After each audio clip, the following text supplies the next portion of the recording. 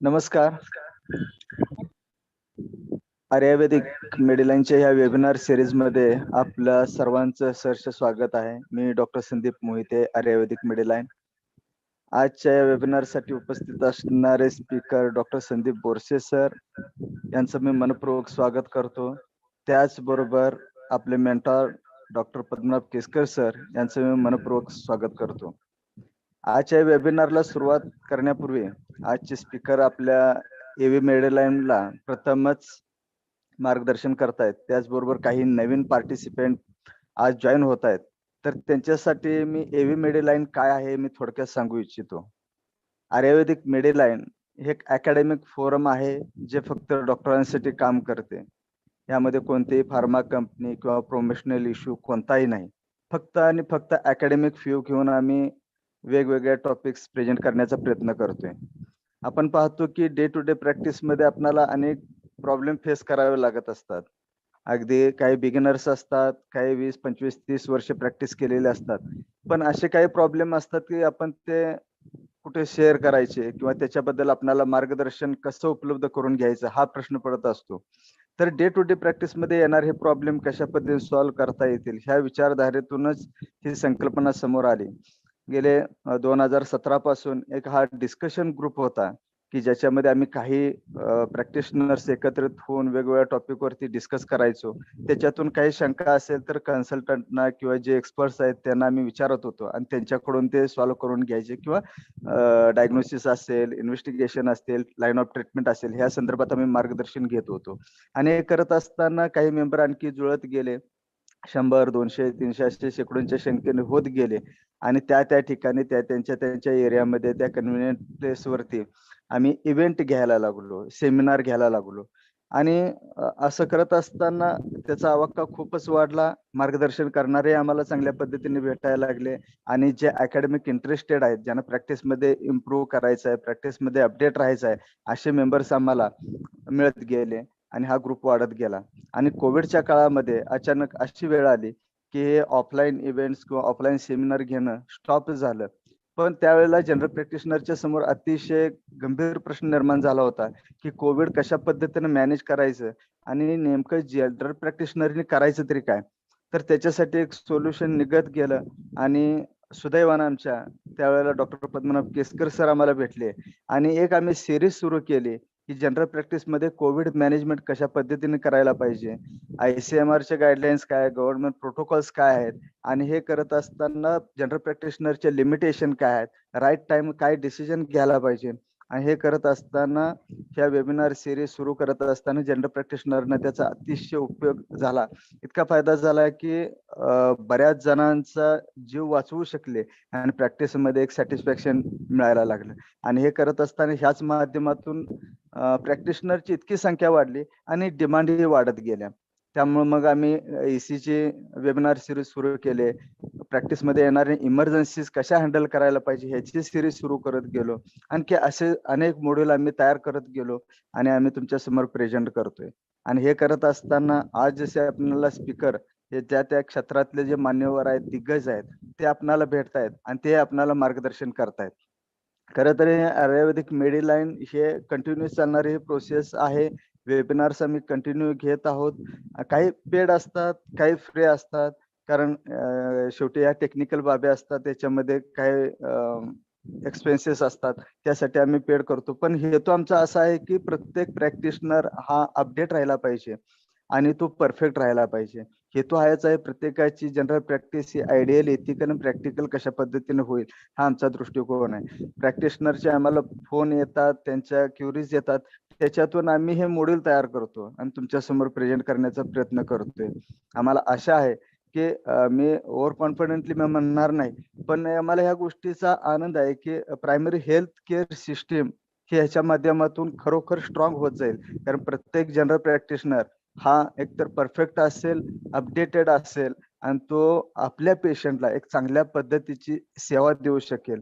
हीच कन्सेप्ट मी family doctor ह्या मोहिमेतून आम्ही साकारत आहोत. कारण प्रत्येक प्रॅक्टिशनर हा स्वतः एक फॅमिली डॉक्टर आहे आणि आपल्या फॅमिली पेशंटसाठी आपले कर्तव्य काय आहेत आणि फॅमिली पेशंट आणि फॅमिली डॉक्टर ह्यातली बॉन्डिंग स्ट्रॉंग व्हावं ह्यासाठी काय काय करता येईल हे आम्ही ह्या वेबिनारच्या माध्यमातून तुमच्या समोर मांडण्याचा प्रयत्न करतोय. नॉलेज शेअर करण्याचा प्रयत्न करतोय.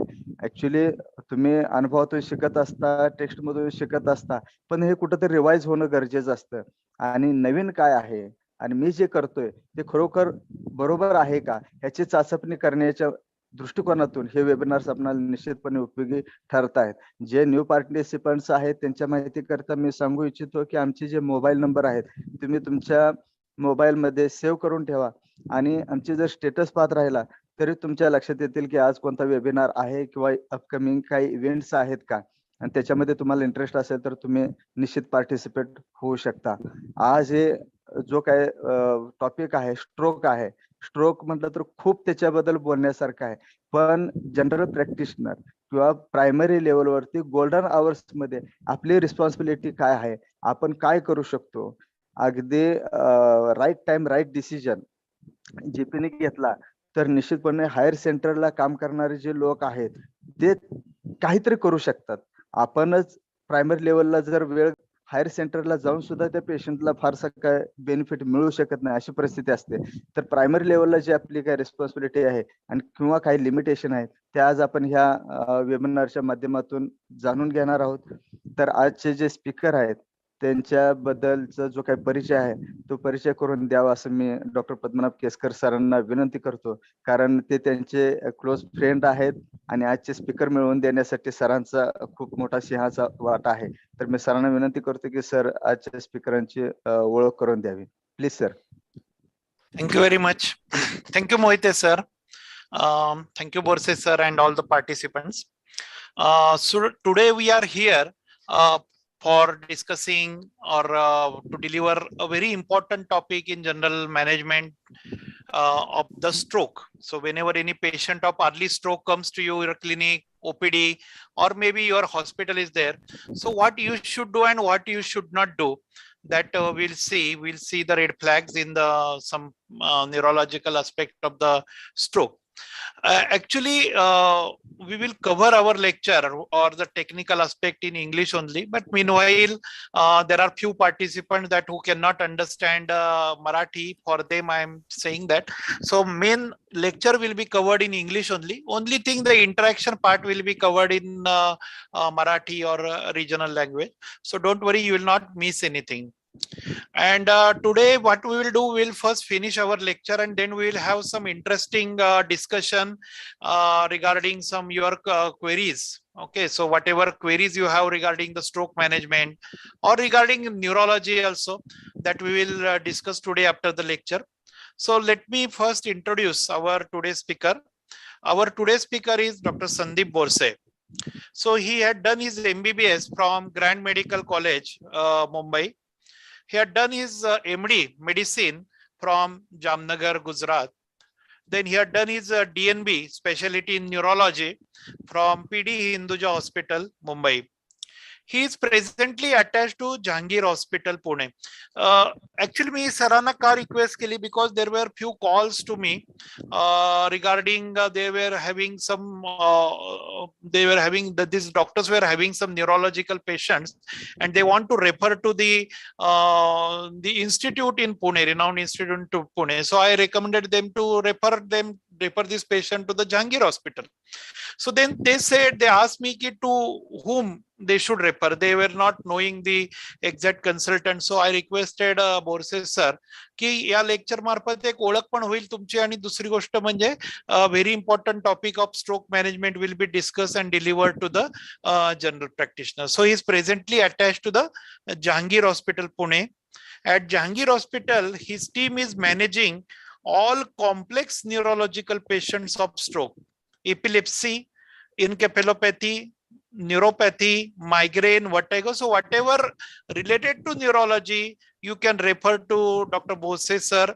Maybe anything related, maybe it may be a surgical, but sir will definitely guide the proper neurosurgeon.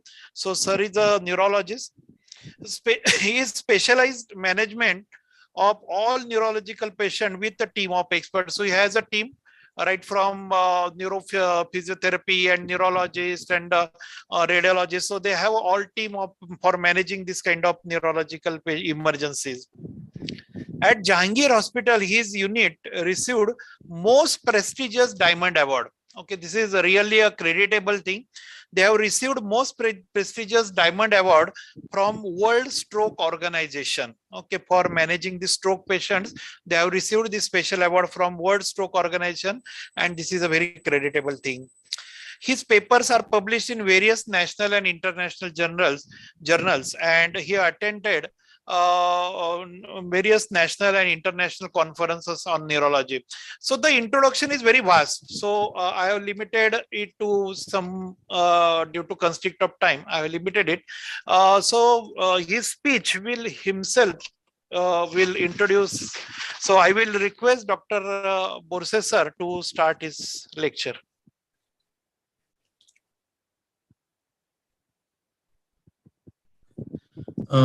Thank you, Dr. Padmanabh. Thank you, Dr. Mohite. मला इकडे बोलवल्याबद्दल. सो माझ्याकडे जेवढं नॉलेज आहे आतापर्यंत न्यूरोलॉजी बद्दल, so I will going to share with you all. आणि basic emergency management of stroke, आपण आज स्ट्रोक हा सब्जेक्ट घेतलाय, तर त्याबद्दल जनरल प्रॅक्टिशनर मध्ये अवेअरनेस, नवीन टेक्नॉलॉजीज काय आल्या, आपण किती अर्जंटली स्ट्रोक ट्रीट करायला पाहिजे. हार्ट बद्दल एव्हरीबडी नोज, पण स्ट्रोक बद्दल हार्डली म्हणजे अवेअरनेस फार कमी आहे.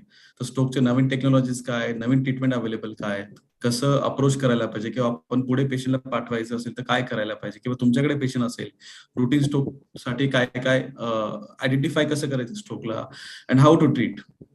ठीक आहे. सो त्यामध्ये काही इंटेन्सिव्ह केअर पण असतील आणि काही बेसिक ओपीडी बेसिस, पण mainly identification of CT scan, MRI ते सुद्धा मी सांगतो. आय होप मी ऐकू येतंय माझं सगळ्यांना. Hello. Yes, you are audible, sir. Doctor Mohite, doctor Padmanabh. Internet speed कमी आहे. हाँ, net slightly slow है, so the Clear, picture is intermittently hanging, but your voice is audible. तुम्ही तुमचा वेब कॅमेरा बंद करा आणि स्लाइड्स हे करा. हाँ. ओके. व्हिडिओ बंद करतो तुम्ही, चालेल? Yes. Otherwise, if you get more. Share my screen now. Yes, तुमचा स्क्रीन दिसतंय. समजा जर का प्रॉब्लेम आला तर I will share this your slides from my end and you can speak if the net problem arises. Okay. तर मला सांगा, interrupt करा मी जर माझं बोलणं कट होत असेल तर. Yes. ठीक आहे sir.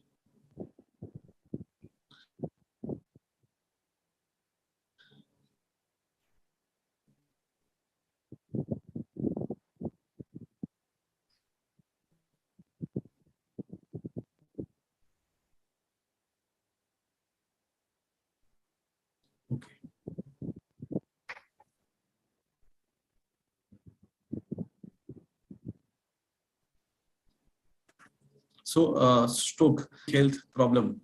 So, stroke can affect anyone at any time. Generally, 6 million worldwide, nearly 6 million people die each year from a stroke. 1 in 6 individuals die every time from in their lifetime. Every 6 seconds, someone dies from a stroke. So it's a very common problem, as you can see in this slide. So second major cause of mortality is ischemic heart disease, means heart attack, and second mortality is cause of mortality is stroke. So one of the second most common cause of death. So we should identify and treat it as urgently as possible.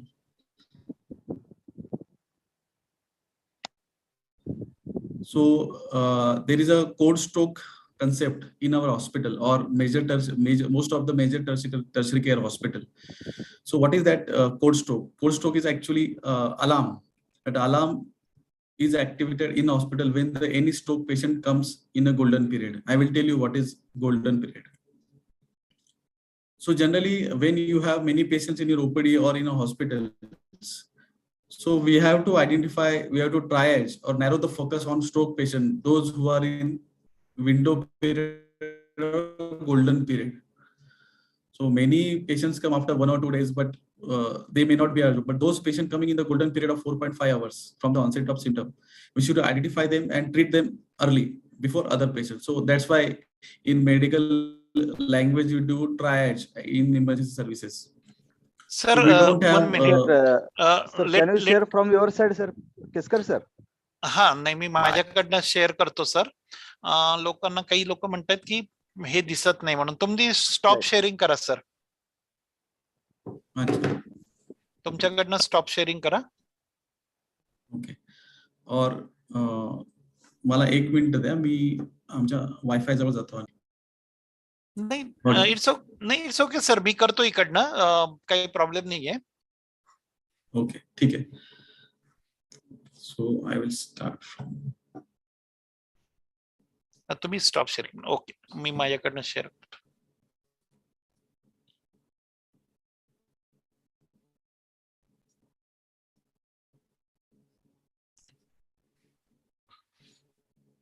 I hope it is visible, Dr. Mohite, Santosh. Yes, sir, now visible. Screen is visible. Okay, let me put it on.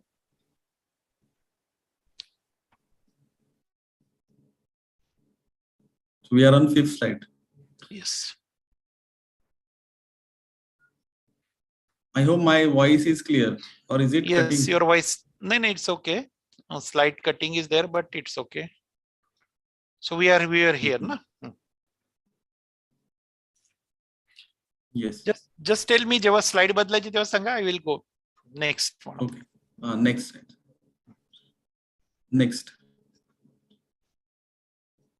Okay. So in Western countries, they have facilities of helicopters and everything. If they find a stroke patient in golden period, they immediately lift the patient and take to the hospital, having all the facilities of tertiary care, CT scan, MRI, neurologist, radiologist, everything.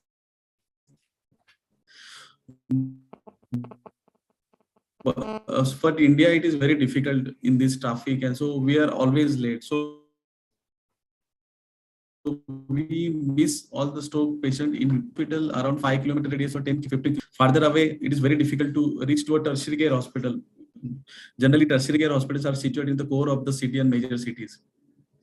So people are general practitioner, our primary doctor, primary care physician can always identify patient and treat at their level at the best if they have got a CT scan facility. So I will tell you how to approach the stroke patient. So generally in our hospital, tertiary care hospital, code stroke is announced. So code stroke is announced on a speaker. So everybody in hospital, in every ward, in radiology department, in CT scan department, in general wards, in ICU, in emergency ward, it is announced that stroke patient has come. The code stroke is announced. So everybody in the stroke team gets activated, and a neurologist, neurology resident, radiologist, emergency physician, billing department, even mama, maushi of the hospital get alerted. CT scan technician get alerted. So they are ready to do scan immediately, to treat patient, transfer patient immediately to the CT scan center, and because we have to do the emergency treatment. I will tell you the reason why this is very emergency. Next.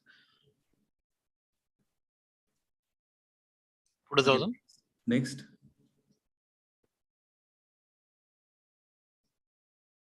Okay, so yes. So stroke team, previous slide. So this is the stroke team. So everybody has to come together, and it's a multidisciplinary approach. So everybody has to come together and treat a stroke patient. Like I said, nurses are part of team, emergency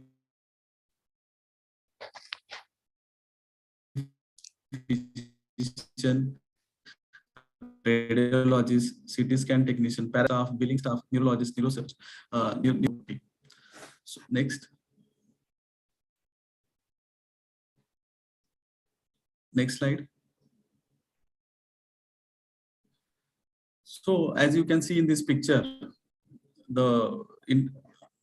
previous slide. Previous slide.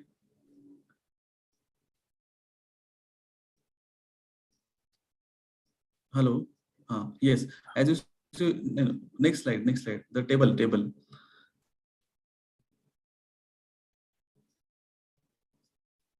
Yeah, as you see in the table, the first, as the time goes, so every stroke you become aged by 36 years, and after 1 hour of stroke onset symptom, your age will be increased by 3.6 years after every 1 hour delay in treatment, and every minute delay there will be 2 million neurons lost every minute after stroke onset. 2 million neurons are lost every minute. Otherwise, these neurons are going to get damaged. More brain areas going to get involved, and you are going to get a severe disable stroke. So you should come early, or you should treat patient as early as possible, because every minute 2 million neurons are lost. So per stroke, after one stroke, you can see the patient's age is advanced by, it is called accelerated aging. So patient age advanced by 36 years. If he is a 40-year-old get stroke, after one stroke his aging would be more than 60. So his functional disability will be increased. Next.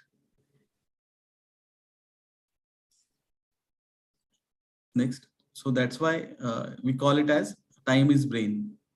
So once the patient came 60 minutes, again this 60 minutes is a golden period in hospital.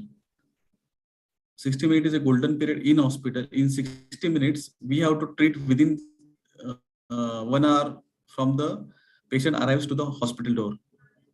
So once the patient arrives in the hospital door, we have to do CT scan, immediate neurological examination. We have to start the treatment to dissolve the clot. So you can see there are different types of stroke.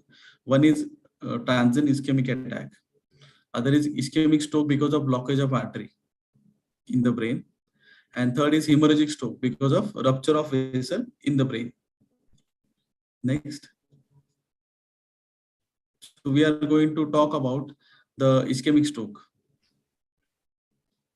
So there are different, as I discussed, in ischemic stroke, only 12 to 15% stroke are hemorrhagic or rather bleeding in the brain, but rest 80% are due to ischemia, due to blockage of artery.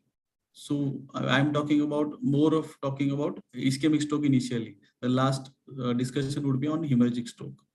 So as the patient comes with the ischemic stroke, we have to treat within 60 minutes from arrival. Next. Next slide.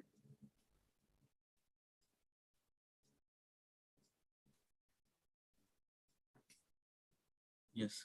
So what are the risk factors for stroke? Why we get stroke? There are some unchangeable risk factors. We can't modify them. It is called non-modifiable risk factors, like advancing age. We can't reduce the age to reduce the stroke risk. Gender. Generally, women are increased risk of stroke, are at the increased risk of stroke during their pregnancy, after pregnancy also.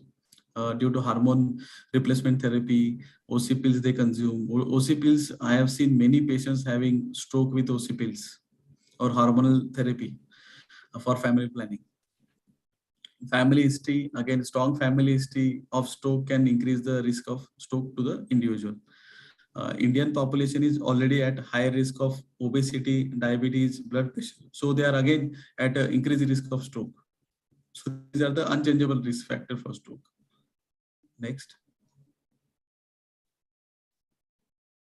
So other risk factor, as you see in the picture, high blood pressure, persistent high blood pressure can continuously damage your brain blood vessel, as heart blood vessel, and even the renal blood vessels are continuously damaged due to persistent high blood pressure, persistent increase in sugar or diabetes. Sometimes heart disease, low ejection fraction, old heart disease can lead to clot formation in the heart and lead to stroke. Dislodge of the clot from the heart, lack of exercise, obesity, daily alcohol intake in severe amount, high cholesterol, increased stress, then obesity, continuous smoking, and heart arrhythmias, most commonly atrial fibrillation, is one of the most important factor for stroke prevention to treat. So these are the risk factors we have to consider when treating the patient. So every stroke we have to identify these risk factors, address them, treat them, convince patient or educate patient about these risk factors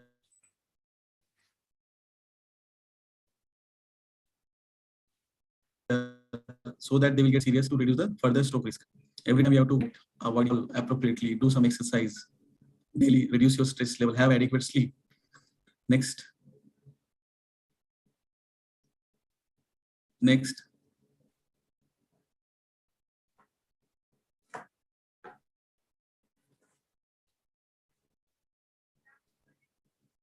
So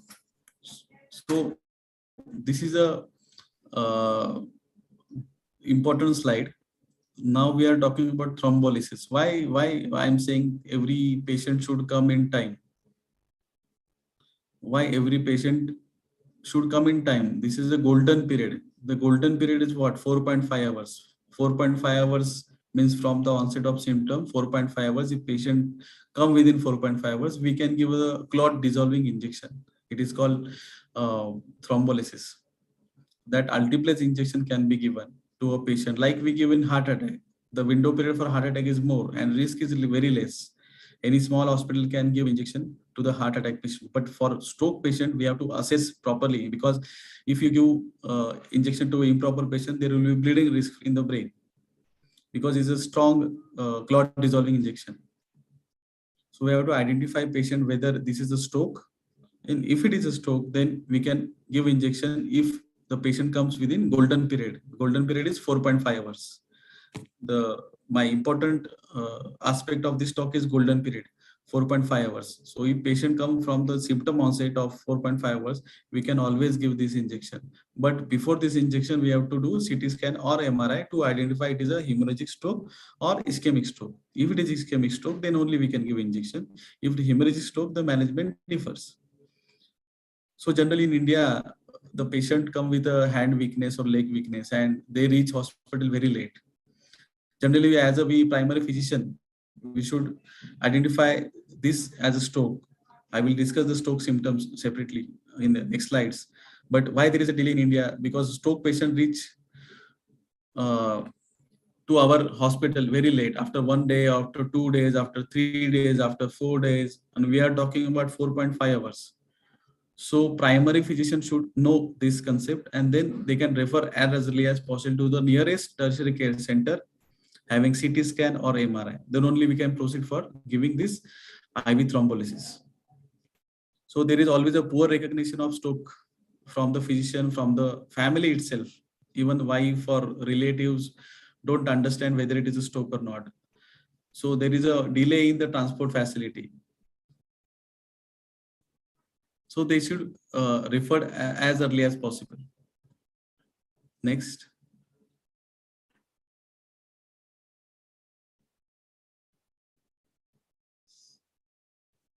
So these are the FAST is the criteria to identify it is a stroke. So it is a short form for symptoms. F for facial drooping or facial deviation, A for arm weakness or sudden hand weakness, change in speech or speech difficulty, and it's time to call a emergency. So when you come across a symptom of this sudden facial drooping, arm weakness, or speech difficulty, it should be sudden. If it is sudden, then your time starts, your golden period starts. So next. So you should remember FAST, FAST, FAST, to identify stroke. So other stroke symptoms are sudden confusion. Patient may be confused. We call it altered sensorium, but it may be due to blockage of one of the brain arteries. Sudden unconsciousness can be big stroke, large stroke, difficulty in talking or difficulty in finding words, sudden difficulty in finding words, sudden onset headache or vomiting, sudden confusion, or problem understanding what we are talking, a patient talks differently, or sudden imbalance, sudden double vision, or sudden loss of vision. So these are the other symptom of stroke. Any symptoms coming suddenly, remember, any symptom coming suddenly is a stroke, likely a stroke. So we should evaluate immediately, do a CT scan immediately, and then do further ask for the further treatment. Next.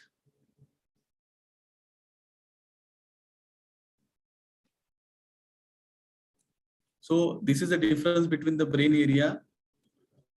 So you can see the gray area, which is the gray area, to die because of blockage of vessels. And if you do thrombolysis, the very small area of the brain will get affected. You can see in the second picture of CT scan, the only small area is affected. So we have saved 80% of the brain. Only 10% of the brain is damaged. You can see the cursor. But in first image, if you don't come in time, if you don't do clot lysis or thrombolysis, then major area of the brain will going to get die, and the patient of becoming bedbound or dependent is very high. So if patient come in time, we should always advise the urgent therapy or thrombolysis in 4.5 hours. So we can reduce the extent of stroke or extent of brain damage. So it can be done with CT scan. The diagnosis would be by CT scan or MRI. Clinical diagnosis is required, but to document whether there is a bleeding or clotting, we have to do CT scan or MRI urgently. It is a medical emergency. It is a medical emergency. In West, in America, they generally send helicopter to pick up those patients with stroke so that they don't waste time. So it's a very medical emergency, neurological emergency. Next.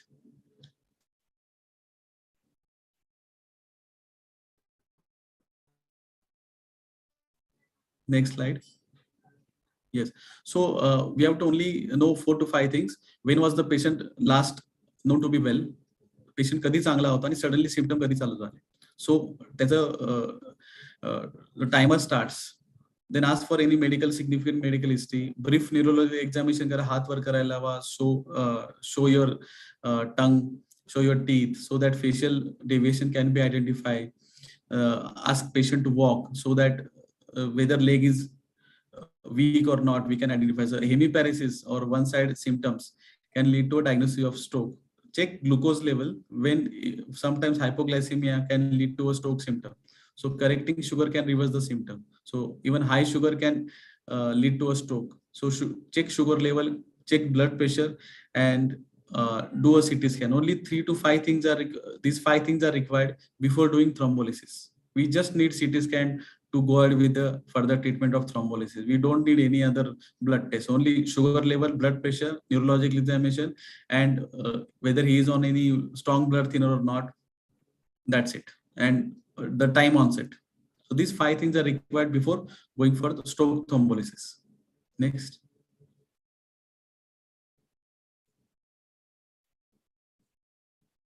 Next slide. So this is a complex slide. So I think we will skip these 2 slides about symptom of stroke as I discussed. So we'll go 2 slides ahead. Yeah, so this is a CT scan. CT scan on left side. You can see on the left side, there is a black area. There is a black area on the CT scan, which is showing early stroke. This is the early stroke CT scan. So there is a loss of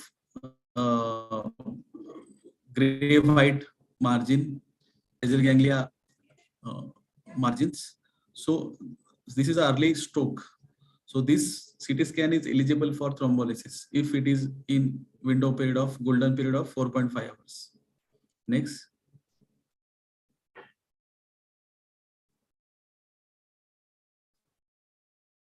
Again, as the arrow shows, you can see there is a blurring of margins compared between right side and left side. This black arrow shows there is a blurring of margins of brain structures or gray matter. So this is the early signs of stroke. So if we see these signs on CT scan, treat the stroke or send the immediately. Next.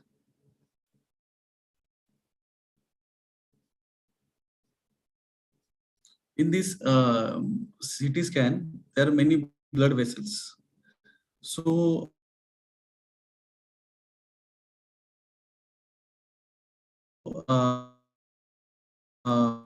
in first image, you can see white arrow, there is a white dot. So this is the basilar artery in acute stroke. It means the basilar artery is completely blocked. When there is a other yellow arrow, you can see the hyperdense artery, MCA artery, middle cerebral artery. So it is very hyperdense. So it suggests there is a clot inside the artery. So two treatment can be advised. One is thrombolysis if it is in time, and second is to suck out the clot. It is called MEX. If patient come within 6 hours of onset, having this CT scan, we have to do thrombolysis first and then try to suck out the clot. Next.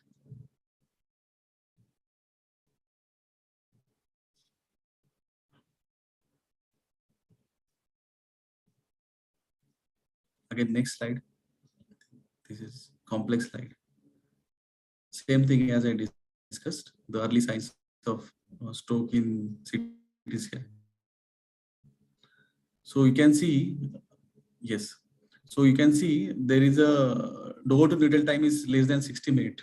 So once the patient arrives at the door of hospital, the injection should be started within 60 minutes. So we have timeline given by guidelines. Within 10 minutes, physician should finish his examination. Within 5 minutes, neurologist should finish his examination. Within 10 minutes, CT scan should be done.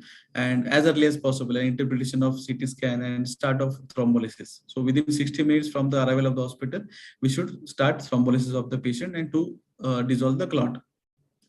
Next.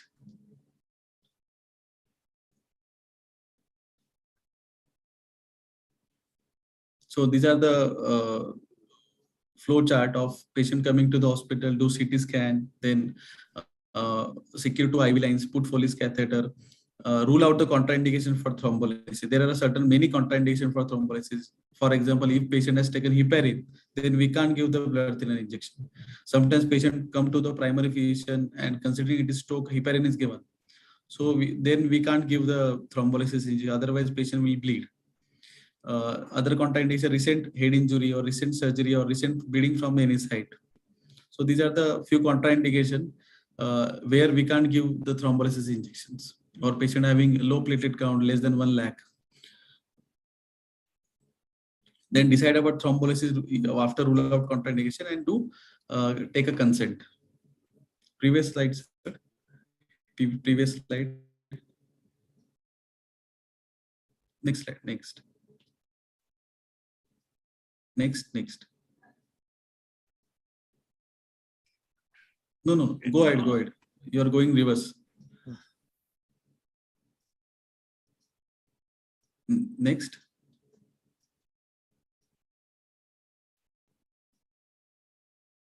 So this is the BP control. So very important as a primary physician, what is the BP target for stroke?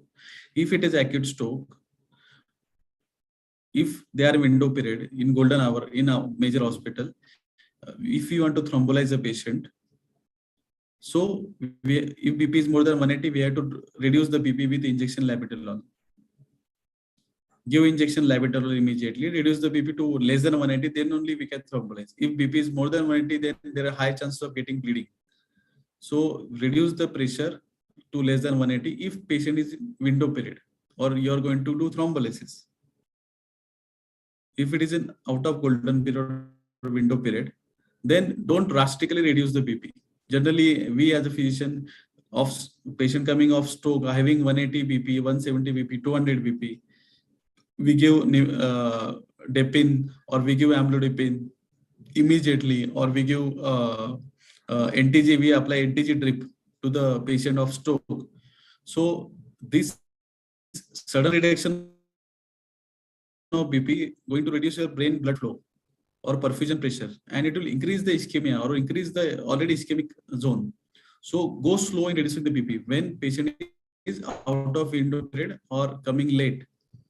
So don't reduce BP drastically over a period of 1 or 2 days. Slowly reduce the BP by giving long-acting antihypertensive like telmisartan. You even if BP is 150, 160, that's okay. For heart, it is different. For brain, it is different. For brain, go slow in reducing the BP.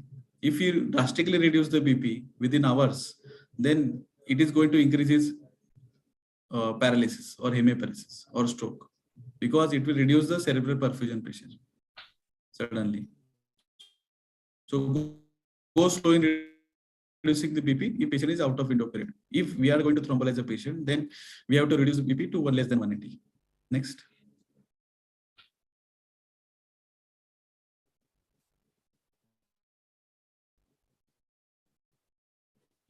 So as I discussed, the dose of injection altiplase would be, we use altiplase or tenecteplase. Tenecteplase is a bolus injection, 0.2 mg per kg, and actilase or altiplase is a 0.9 mg per kg over 60 minutes, where 10% dose is given bolus and rest of the dose is given over 1 hour.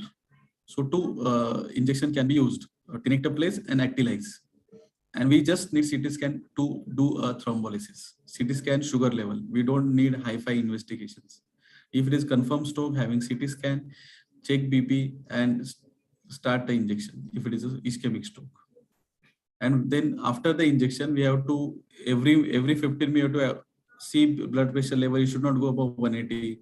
If patient start developing headache, vomiting, and then we have to reduce headache, vomiting, seizure, then we have to assess whether patient is developing bleeding inside brain because of thrombolysis. So then we have to stop the infusion and do a CT scan again.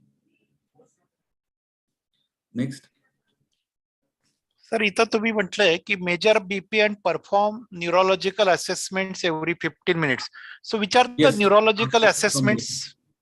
Yes, so the brief general neurological examination we have to do. If patient is having power grade 4 or 3 before starting injection, and if during injection the power goes down, so it become 2 suddenly, so suspect bleeding from the brain, or patient develops seizure, or patient develops sudden hypotension or sudden increase in BP during the thrombolysis.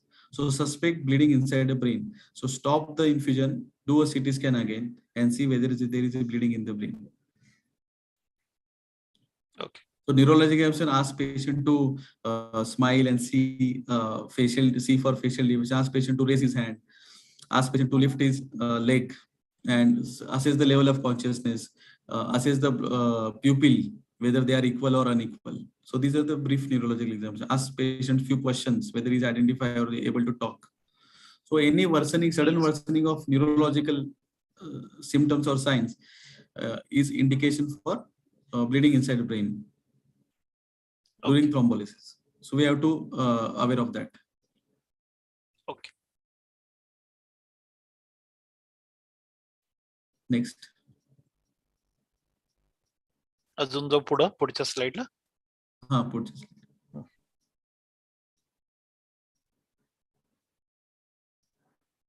So same thing as I discussed, bleeding if there is bleeding, and next. There are chances of anaphylaxis to these drugs? Yes. Okay. So two major disadvantages. 5% of the patient may develop bleeding from any side, from urine, from mouth, from brain, or other is there may be, I have not seen any anaphylaxis in my last 10 years, but chances of anaphylaxis are always there with any drug. As we have B12, injection B12 can also lead to anaphylaxis. So same thing. Yes. So 5% bleeding chances we have to explain to the patient before starting the injection. But as I convince patient for injection, because cost is around 50-60,000. Tenecteplase cost is around 30,000, and actilase cost is 60,000.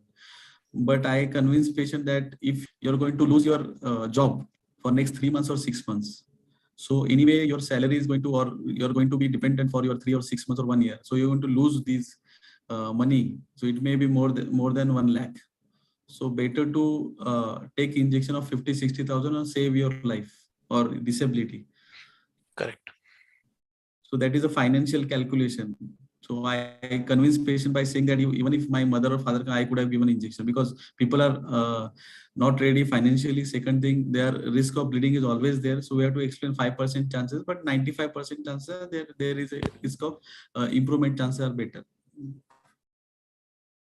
So these are the other stroke mimics. Again, stroke mimics are coming to OPDs or emergency ward daily. So we should know whether patient is having real stroke or not stroke. I have come across many patients coming in 1 hour, 2 hour period in the night also. It is very difficult to differentiate between these stroke mimics. Means patient having symptoms, stroke-like symptoms like hemiparesis, but they don't have a stroke. They have some other reason in the brain. So we have to identify either by imaging or doing rapid blood tests. So sometimes alcohol intoxication can lead to sudden confusion, and it may behave like a stroke. Metabolic disorders like hyponatremia, hypoglycemia, hyperglycemia, hypocalcemia can mimic like a stroke. Patient may be in confused state. So it may be like a Wernicke's aphasia. So he may not understand anything. So it is very difficult to patient having sudden headache, continuous headache with photophobia, phonophobia, and with they may have hemiplegia, means one-sided weakness. Even neuropathy like Bell's palsy, radial nerve palsy can lead to wrist drop, can be early sign of stroke, but it may not be a stroke. It may be a simple radial nerve palsy, Saturday night palsy we call it, or Bell's palsy.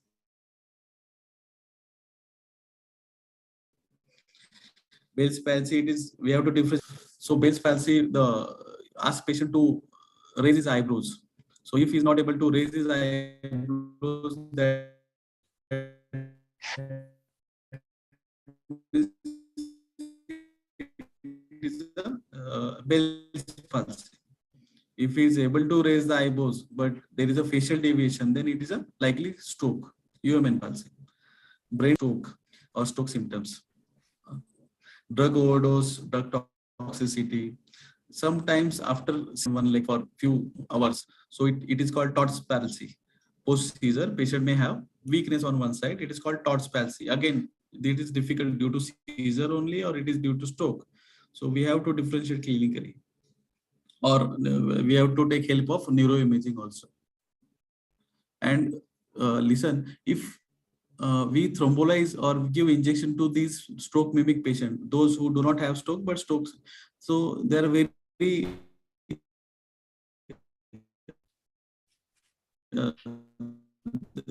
is not, you're not at fault. It is protected medical legally also. But radial nerve palsy or Bell's palsy, and you still thrombolize a patient, it may be a stroke because CT scan may be normal. We in early phase we may not see any sign of stroke on CT scan, but still patient has a neurological deficit. So if you thrombolize such patient not having stroke, mimicking like stroke, but their brain will be intact, so bleeding risk is very high. Those patients who bleed, कुठल्या पेशंटला ब्लिडिंगचे chance जास्त असतात, ज्यांना already brain मध्ये infection develop होत आहे, तर तिथे परमेबिलिटी खूप वाढते वेसलची, and they have high chance of getting bleeding, other 5% chance of bleeding. ज्यांचं ब्रेन इंटॅक्ट आहे त्यांना ब्लिडिंग चान्स कमीच आहे. नेक्स्ट हे घेतलंय आपण आता. हा घेतलं. So second is endovascular thrombectomy. तर आपण पुढे काय major what we do in these major tertiary care hospitals. So if patient having major vessel block, as I shown in the CT scan, the major vessel means middle cerebral artery, basilar artery, or internal carotid artery is blocked, and patient is within 2 hours, 3 hours, or within window period is 6 hours for this thrombectomy, this operation. And thrombectomy is like angioplasty for heart. So we put catheter from the femoral artery and go to the brain and remove the clot or aspirate the clot with help of certain devices. So this is thrombectomy. Then which patient we should choose? Those patients coming in within 6 hours. Patient having large vessel like middle cerebral artery, basilar artery, or intercarotid artery occlusion. So we can suck out the clot. So that can be seen in CT scan. Generally we do CT scan with CT angio if the facility is available. So CT angio, it shows, or MR angio, it shows major vessel is occluded. Then we immediately call neurointerventionist, which comes within time, within few minutes, and take the patient to the cath lab and immediately suck out the clot. So this therapy we should know. So these things can be done. These are the many advanced devices are there to suck out the clot. Although it's a costly therapy. It takes 4 to 5 lakhs. Is it option to the thrombolysis or? No. We have to start thrombolysis first. Yeah. And then send patient for the cath lab, thrombectomy. Okay. If we see major vessel is occluded. So many times what we see, yesterday only I did a thrombolysis. His internal artery was blocked. So I started thrombolysis. After thrombolysis, patient was taken to a DSA in cath lab, and we saw there was opening, whole artery was open only with thrombolysis. So there was no need of thrombectomy. Okay. So DSA showed clearance of artery with the thrombolysis. So many times we may not require thrombectomy, but we have to check DSA. We have to do DSA angiography, whether the clot is persistently there or it is already dissolved with thrombolysis. Okay. And age should be more than 18 years old. The maximum age can be 90 also. So we can do thrombolysis up to 90 years of age. Okay. Shall I go ahead? Next. Yes.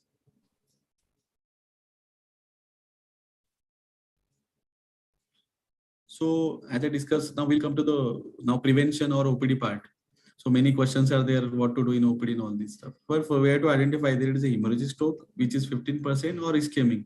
Ischemic stroke, we have to identify paralysis का झाला patient ला याला diabetes है, याला blood pressure है, age जास्त है, याला heart rhythm बरोबर नहीं है. So we have to cause find out करना आपलं काम है. Why patient has the question of why.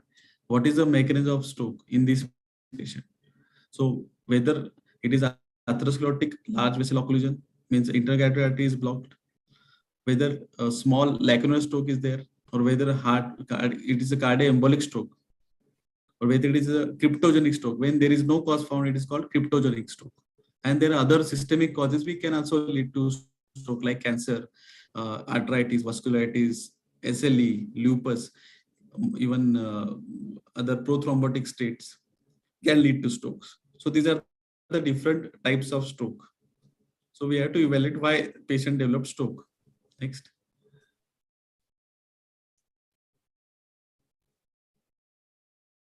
So major mechanisms are thrombosis. Second is embolism. Embolism means the clot has come from somewhere else, like heart or carotid artery. The clot from the carotid artery has broken down.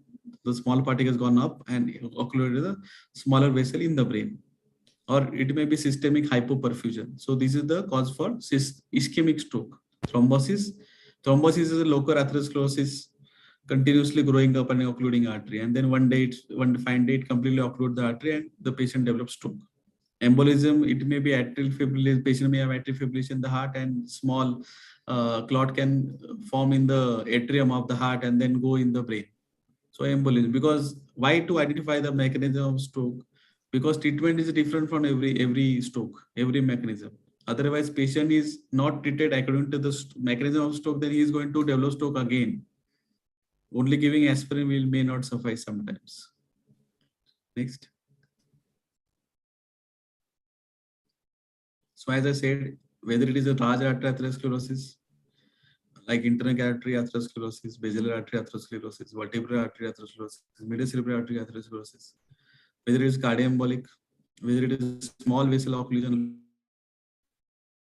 we call it lacunar stroke, whether it is a etiology or etiology from somewhere else, like systemic cause, autoimmune disorder, connective tissue disorder, cancer, hypertension, sepsis, or sometimes fat embolism due to fracture of femur. So these are the different types. Next. The same slide. Next.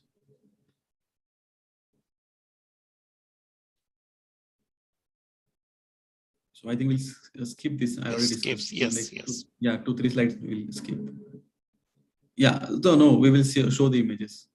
Yeah, we'll go back. Go back, sir. We'll show the MRIs. So this is a lacunar infarct on MRI. So you can see lacunar means very small, less than 1.5 centimeter infarct on the MRI. All the white arrow can show small infarcts in the brain. So they are called lacunar infarcts.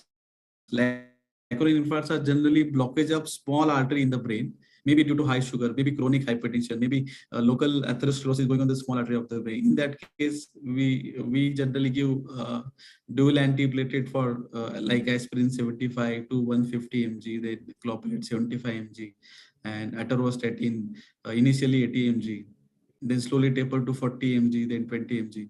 For these small vessels too, because small vessel mechanism is atherosclerosis in the small vessel, lipohyalinolysis in the small vessel. So this is the lacunar stroke infarct. So we have to give dual antiplatelet. Next. Now this is an embolic stroke. So if the stroke involving the cortical, subcortical area, more of the cortical areas, and involving you can see multiple artery territory, it is bilateral. You can see white dots bilaterally on the MRI. So this is the acute infarct involving the multiple arterial territories. So it is likely it is not a single artery involved. So the clots are coming from somewhere else, like heart. The heart is throwing shower of clots to the brain due to arterial fibrillation. In this case, again, the treatment is different. Treatment would be anticoagulation to give Clexane, heparin while patient is admitted, and then shift to warfarin or acetone or dabigatran or apixaban. So these are the novel anticoagulants. For this cardioembolic stroke, aspirin will not prevent this kind of stroke. So we can't send these patients on aspirin because patient will again lead to a stroke. Aspirin will not prevent clot coming from the heart. We have to give anticoagulation. This is a large artery stroke. Once the clot get dislodged in the major artery like internal carotid artery or middle cerebral artery, as you can see, the sir has kept a star. This is the artery is blocked. This is left middle cerebral artery is blocked. Because of that, whole of the left middle cerebral artery is infarcted. This is a large artery stroke.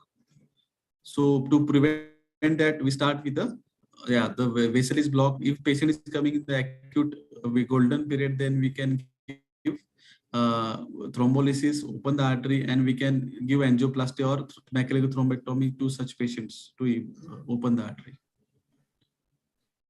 Next. So again, this is now that was a lacunar stroke. Now this is a small vessel stroke.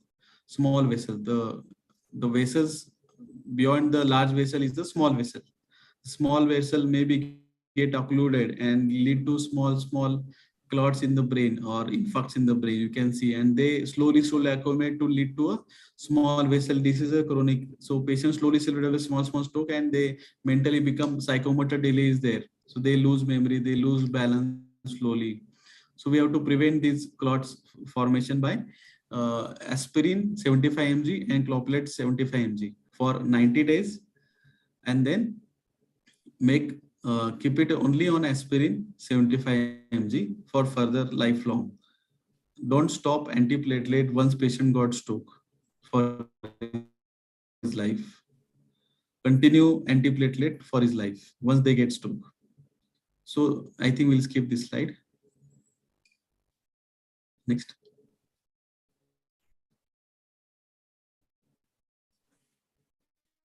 Again, we will skip this. Skip. We already discussed this large artery and small artery. TIA. So many patients coming to your OPD with transient neurological symptoms. Transient means symptom came like facial deviation, not able to talk, slurring of speech, एक हात उचलत नव्हता, एक पाय उचलत नव्हता, नंतर बरा झाला. सडनली डबल दिसायला लागलं, नंतर बरं झालं. सडनली बॅलन्स जात होता काल, चक्कर येत होते, व्हर्टिगो होता सडनली, अँड ते आता एक काही तासातच बरं झालं. So that is called TIA, transient ischemic attack. And if you do CT scan or MRI, there will be no infarction. But these patients are high risk of getting stroke again. So we should give them immediately aspirin 75 mg, clopidogrel 75 mg, and atorvastatin immediately to reduce the further stroke risk, because they are at like sitting on bomb. They are going to get stroke. So this was a warning. So we can or MRI immediately and do the further investigations to look for the mechanism of stroke, why they develop clotting in the brain. So what investigation I am going to discuss ahead. Next. So in this, I think next slide. So basic investigation we will do, take clinical history whether it is a stroke. If it is a stroke, then check BP.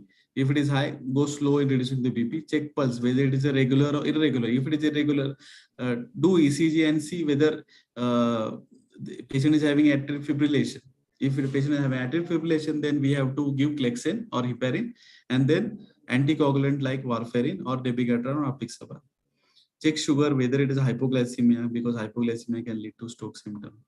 Hyperglycemia is there, we have to control sugar, because these all hyperglycemic strokes are very common. Check,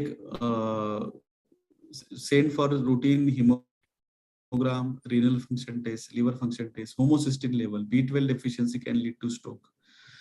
Check sodium hyponatremia is there or not. Check potassium. Many times hypokalemic periodic paralysis can behave like a stroke. Check his HbA1c whether sugar was controlled. Do ECG for rhythm. Do 2D echo whether there is a ejection fraction normal or not. Where there is a dilated left atrium, if it is more than 4 centimeter, then we have to give anticoagulation. If all these investigations are normal, then we have to go with the 24-hour ECG halter to check, because single time ECG may not pick up the atrial fibrillation. If atrial fibrillation is intermittent, then we have to do a 24-hour halter to check, to pick up atrial. Many patient or cardiologists do 7 days halter also to pick up atrial fibrillation, because the management changes. The aspirin will not help in these cases. If atrial fibrillation is picked up, we have to give anticoagulant. Next. These are the basic investigations. And CT scan, MRI, obviously. So again, this is a complex slide. I think we'll go next.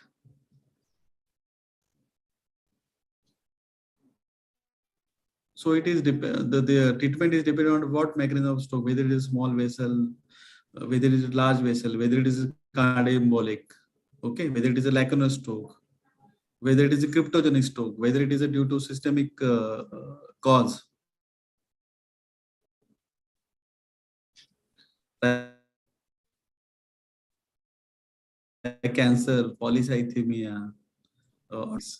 So lifestyle changes should be advised in OPD basis. Educate the patient about stroke.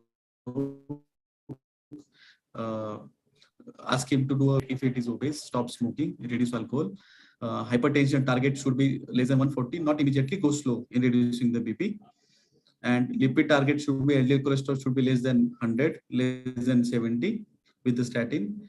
Control his sugar, reduce his sugar intake in diet, reduce his salt intake in diet. Check for and start with the dual antiplatelet therapy for at least for 1 month to 3 months, and then shift to single antiplatelet, depends on mechanism of the stroke. And if it is embolic stroke, then we have to do heparin, and then do direct oral anticoagulant or novel anticoagulants. If patient is having severe intracranial like carotid artery stenosis, then we have to, if it is more than 70% on the same side of stroke, then we may have to do early carotid stenting or carotid artery surgery to remove the carotid stenosis, if it is more than 70% and symptomatic side. Next. Next slide. So for stroke prevention, again, dual antiplatelet is generally given for high risk transient ischemic attack, early minor stroke, then severe symptomatic intracranial stenosis, carotid artery stenosis. Then we have to give dual antiplatelet for 90 days and then shift to single antiplatelet. As I discussed, lifestyle modification, diet, physical activity, low salt, BP sugar control, stop smoking alcohol, and check for atrial fibrillation if it is there in ECG or Holter. And then if it is there, then we have to stop aspirin and give only anticoagulant. Next.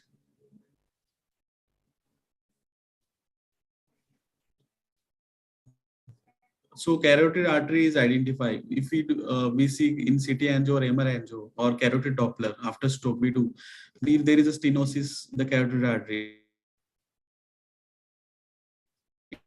if it is severe, more than 70%, the artery, to do stenting or carotid artery end arterectomy, like remove the clot or stenosis from the artery. So either do stenting or carotid surgery. It has to be done in the major tertiary care hospital with expert interventionist or expert vascular surgeon. Next.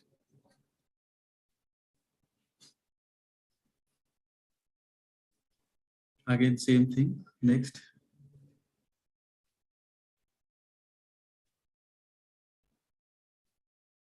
Yeah, same slide. Next.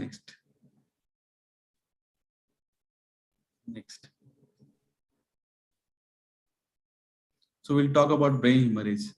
So if there are two types of brain hemorrhage: intracerebral hemorrhage, bleeding in the brain parenchyma, and subarachnoid hemorrhage. So we'll discuss, and brain hemorrhage, many different causes are there. So we'll see the CT scan and we can identify the why patient have developed brain hemorrhage. Next. So major cause is hypertensive bleeding. So this is the hypertensive vasculopathy or hypertensive bleeding. These are the common sites for, if we see CT scan of this, we have to see the bleeding site. If it is a hypertension, because of hypertension, there are specific bleeding sites in the brain. So if it is not these sites and there is a bleeding, then we have to rule out other factors or cause for bleeding, like arteriovascular venous malformation or anticoagulation induced bleed. So these are the common sites. Like first image number 1 is putamen bleeding, which is common site for hypertensive bleeding. Then second is thalamus bleeding, common site for hypertensive. Third is subcortical bleeding, white matter bleeding. Fourth is pons bleeding, again hypertension. Fifth is cerebellar bleeding, again hypertensive bleeding. So these are the common sites for bleeding. Then we don't have to investigate other reasons. They are the common site for hypertension.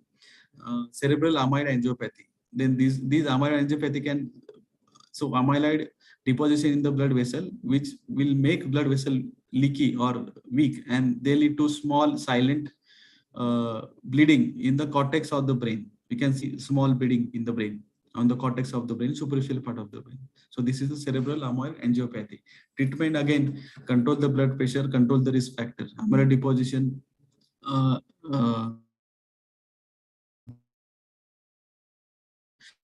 is again related to it leads to more amyloid deposition. Next. So this is, you can see, this is MRI picture of arteriovascular malformation. You can see black vessels, like small insects, black vessels. They are actually venous malformation, arteriovenous malformation, and which may burst and lead to bleeding. This is next slide is about venous sinus thrombosis. We can see the venous infarct with bleeding inside. So actually this is because of blockage of venous system, and venous system blockage can lead to block in venous drainage. This is a slide with infarct having hemorrhagic transformation. This is anticoagulation related bleeding. This CT scan. Patient having on heparin with CKD can lead to bleeding. So this water fluid level, we can see it is, the cause would be anticoagulation related bleeding. Many times metastasis in the brain can lead to bleeding. The metastasis can bleed inside and show this kind of picture on scan. Next.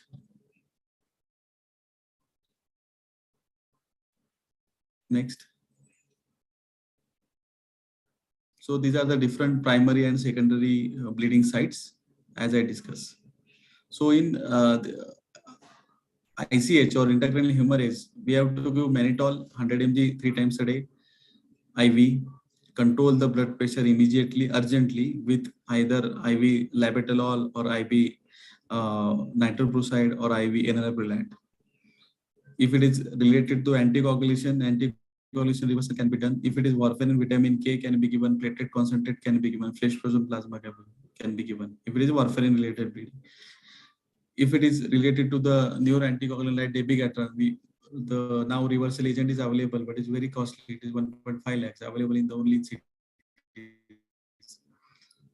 So we can reverse that anticoagulation related bleeding. But first target is control the blood pressure with IV agents, and along with that give oral with rice tube. We can give Stamlo, telmisartan, oral drugs side by side to control the blood pressure, and give mannitol. Give prophylactic antiepileptic is not recommended, but antiepileptic can be given if patient having severe large bleeding. So these are the herniation, different brain herniation. If the bleeding size increases, then we may have to go for decompression craniotomy. Is the patient is becoming unconscious with large bleeding, and patient is having unconsciousness, decelerate posturing, decorticate posturing. That means patient has high BP, high pressure inside the brain.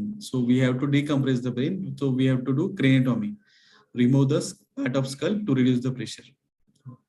Next slide. Subarachnoid hemorrhage. I think we should stop here. The 10-15 more slide. If anybody Now we will questions. have some interaction and through, yes. Yeah. So I will quickly Many go through questions the were just, yes. We will have discussion.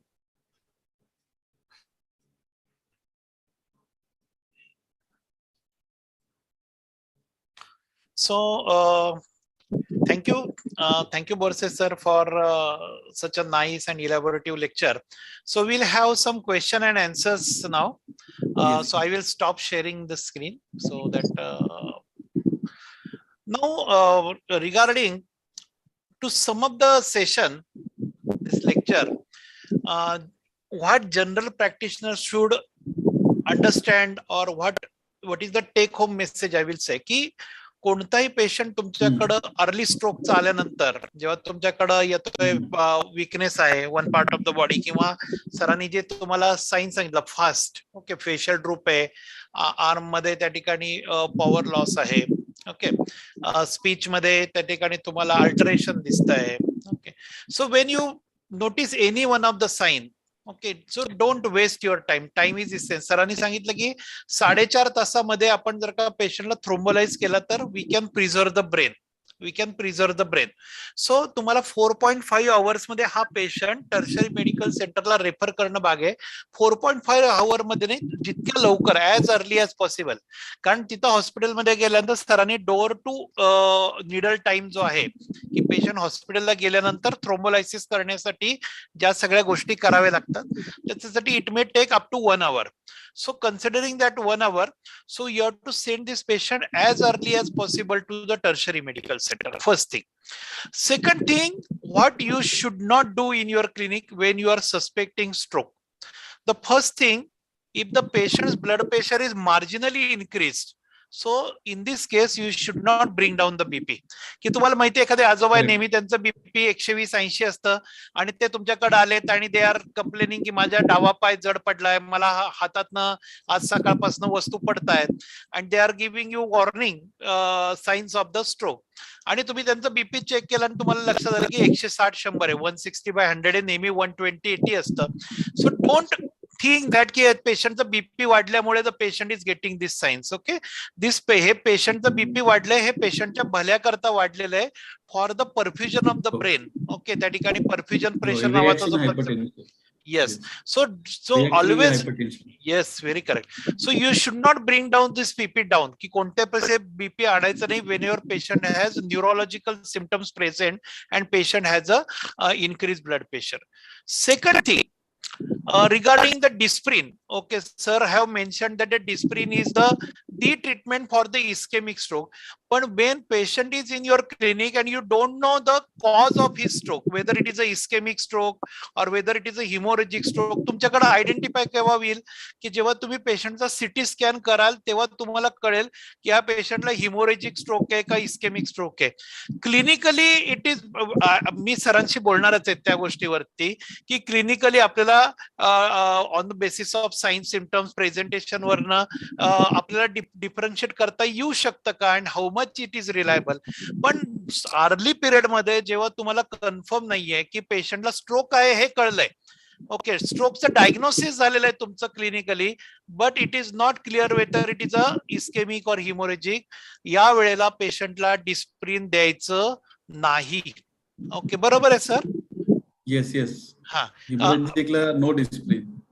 You should not give Disprin. आपल्याला एक कार्डियकची ओपीडीची सवय झालेली असते की patient chest pain, sweating आला आणि acute coronary syndrome AMI म्हटलं की आपण पेशंटला लोड करतो, लगेच डिस्प्रिन 325 mg देतो, क्लोपिटॅप देतो, ॲट्रोवास्टेटिन देतो. But that strategy is not useful in the stroke management. In the stroke management, you have to do CT scan first, and then you have to give Disprin tablet to the patient. You have to give antiplatelet to the patient. So first thing, once you understand, recognition is more important. Delay नाही व्हायला पहिले डायग्नोसिसला, की ठीक आहे आपण बघू, संध्याकाळी परत एक चक्कर मारा, मग आपण बघूया कसा फरक पडतोय, मग ठरवू. असं नाही करायचं. तुम्हाला स्लाइटेस्ट जरी डाऊट वाटला की patient has a stroke, you should not waste the time. You should send this patient to the neurologist or tertiary medical center so that the early confirmation on the CT scan or radio imaging can be done and early thrombolysis can be done. जेवढं लवकर thrombolysis पेशंटचं होईल, needy पेशंटचं, तेवढं त्याचं brain function आपल्याला preserve करता येतं, हे आपल्याला सरांनी त्या ठिकाणी सांगितलेलं आहे. सो दिस इज व्हॉट, जे काय पॉइंट्स आहेत, व्हॉट आय फील की बाबा जीपी शुड लर्न, ते मी जे काय आजच्या लेक्चर मधनं गॅदर केले ते तुम्हाला डिलिव्हर केले. मला सरांना एक या ठिकाणी विचारायचं आहे की if a patient of stroke is in your से hospital and it is not clear की बाबा पेशंटला नक्की त्रास किती वाजता, आपण म्हटलं की 4.5 hours, 4.5 तासाचं लिमिट दिलंय फॉर दी थ्रोम्बोलायसिस. पण आपल्याला पेशंट नीट रिलायबल हिस्ट्री देत नाही. तो म्हणतो की कालपासनं वाटत होतं, पण मला वाटतं रात्रीतनं सुरू झालं. So when it is not clear, आपल्याला जो स्टार्टिंग पॉइंट आहे तो जर डिफाईन करता येत नसेल, तर on the basis of CT scan can you decide की बाबा whether thrombolysis will be useful or not? हा खूप इम्पॉर्टंट क्वेश्चन आहे सर.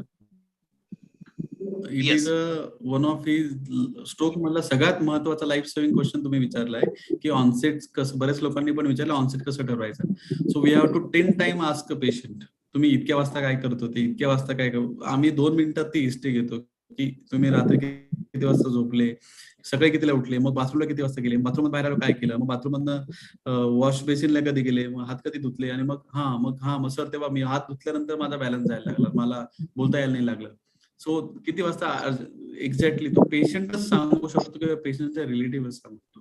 पण तो क्वेश्चन आन्सर करण्यावरून तुमची पुढची सगळी ट्रीटमेंट ठरणार आहे. वेदर थ्रोम्बोलिसिस लागेल, थ्रोम्बेक्टॉमी लागेल, सर्जरी लागेल,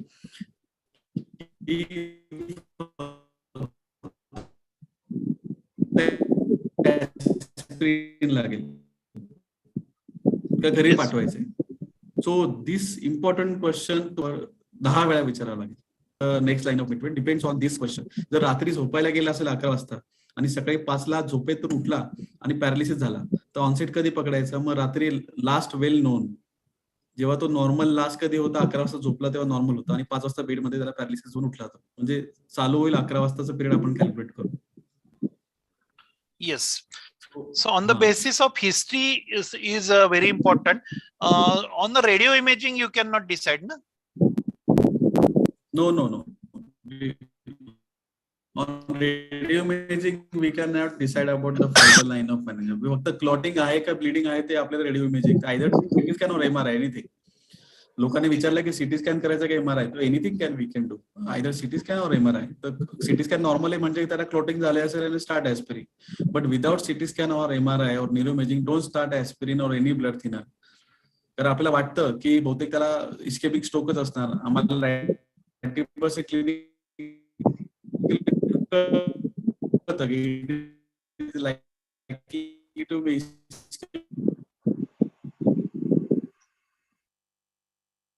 व्हॉइस थोडा ब्रेक होतोय सर. मला वाटतं तुम्ही व्हिडिओ बंद करून जरी सांगितलं तरी चालेल.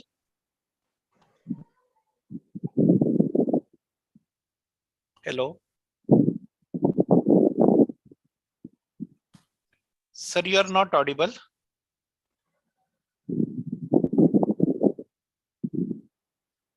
Hello.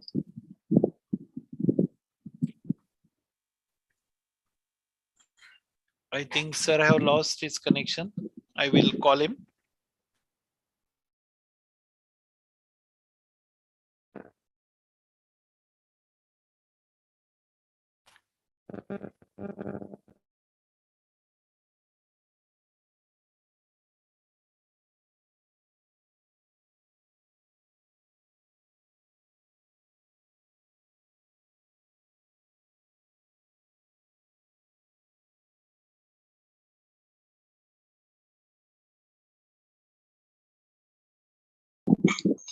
सर अनम्यूट करा.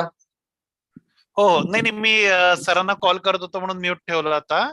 सर जॉईन होत आहेत, परत ते नेट कनेक्शन मुळे बाहेर पडलेले आहेत. ओके, त्याच्यामध्ये आता काही ज्या गोष्टी सांगितल्या त्या मी परत तुम्हाला सांगतो की you should not load the patient with Disprin. की बरेचदा पेशंट जेव्हा लोड केलं तर डिस्प्रिनला आणि जर का काही कारणाने हिमोरेजिक स्ट्रोक असेल तर then it will be the bleeding will increase, internal bleeding will increase, so we should not give disprin to the patient unless and until CT scan is performed. So now sir is again joined. Sir, when to do CT scan and when to do MRI? Me question आता chat box मधलं घेतोय. म्हणजे CT scan is available everywhere. In rural areas also nowadays CT scan is available. CT scan is generally to rule out the bleed. So to rule out the bleed. But what is the role of Bleed. MRI? Yes, correct. The blood is Correct. first seen on blood MRI. is first seen. So Yes.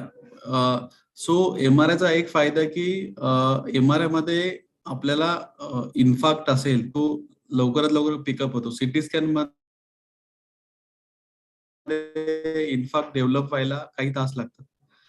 5 तास, 6 तास, 8 तास. तेव्हा city scan मध्ये infarct develop होतो. आम्ही thrombolysis कोणत्या बेसिसवर करतो? CT scan normal असेल, bleed roll out केलं की आम्ही थ्रोम्बोलिसिस करतो. समजायचं की he has develop clot. Okay. आणि MRI मध्ये डेव्हलप लगेच होतं विदिन फ्यू मिनिट्स. तुम्हाला DWI MRI मध्ये लगेच दिसते. MRI मध्ये आपल्याला फायदा हा की एक्झॅक्टली कुठली टेरिटरी इन्व्हॉल्व आहे, किती इन्व्हॉल्व आहे, लार्ज इन्फार्क्ट आहे, स्मॉल आहे, मेकॅनिझम ऑफ स्ट्रोक काय आहे, त्या MRI इमेजवरून आपल्याला लवकर लक्षात येईल. इट इज कार्डिओम्बोलिक वाटतंय, मल्टिपल टेरिटरीज इन्व्हॉल्व आहे. सिटी स्कॅन मध्ये ती इन्फॉर्मेशन आपल्याला एवढी मिळत नाही, ती MRI मध्ये. बरोबर. पण त्या ठिकाणी तुमच्याकडं तुमच्या जवळ MRI असेल तर MRI करून घ्या.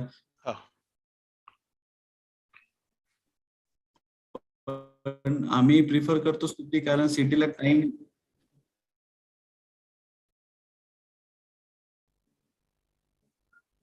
हॅलो. हा सर बोला. हो, येत ऐकू, बोला. मध्ये मध्ये ब्रेक होतोय. हा. आता अजून एक प्रश्न असा आहे की what to do on OPD basis. OPD basis वरती काय करायचं? ओके. हा, तर MRI सिटी स्कॅन करा, पण ट्रीटमेंट आपण डिसाइड करू. OPD बेसिसवर out of window period MRI would be better. MRI brain with angio. नाही, that is for the investigation, but any immediate management, any first aid or any medical treatment is required or no? Immediate. Before referring. Unfortunately, without imaging, without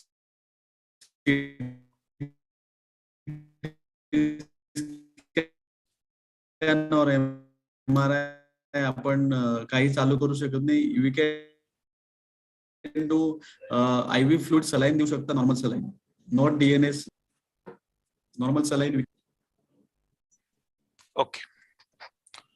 so the answer for this question, सरांनी जे सांगितलं, सरांचा मध्ये voice break होतोय म्हणून I am repeating it, की पहिली गोष्ट सिटी स्कॅन आणि MRI सरांनी सांगितलं की the CT scan is the early investigation to be perform to rule out whether it is a hemorrhagic stroke और इस्केमिक स्ट्रोक. जर का साइन्स अँड सिम्पटम्स आहेत किंवा प्रेझेंटेशन आहे स्ट्रोकचं आहे आणि क्लिअर झालं की बा ते स्ट्रोकचं प्रेझेंटेशन आहे, पेशंटला लॉस ऑफ पॉवर आहे किंवा अल्टर्ड स्पीच आहे, पेशंटला त्या ठिकाणी अल्टर्ड सेन्सोरियम आहे, and all the signs and symptoms of stroke are present, आणि जर का त्या ठिकाणी सिटी स्कॅन केला, सिटी स्कॅन मध्ये जर का तुम्हाला ब्लीड दिसला नाही, सिटी स्कॅन नॉर्मल आला, तर it is a ischemic stroke. Okay. आपल्याला त्यातनं काय कळतं सिटी स्कॅन मधनं? फक्त की पेशंटला ब्लीड नाहीये. आणि he is a candidate for thrombolysis, एवढं आपल्याला ठिकाणी कळतं. आणि then you can give the Disprin also after the CT scan is perform. You can thrombolyse the patient after the CT scan.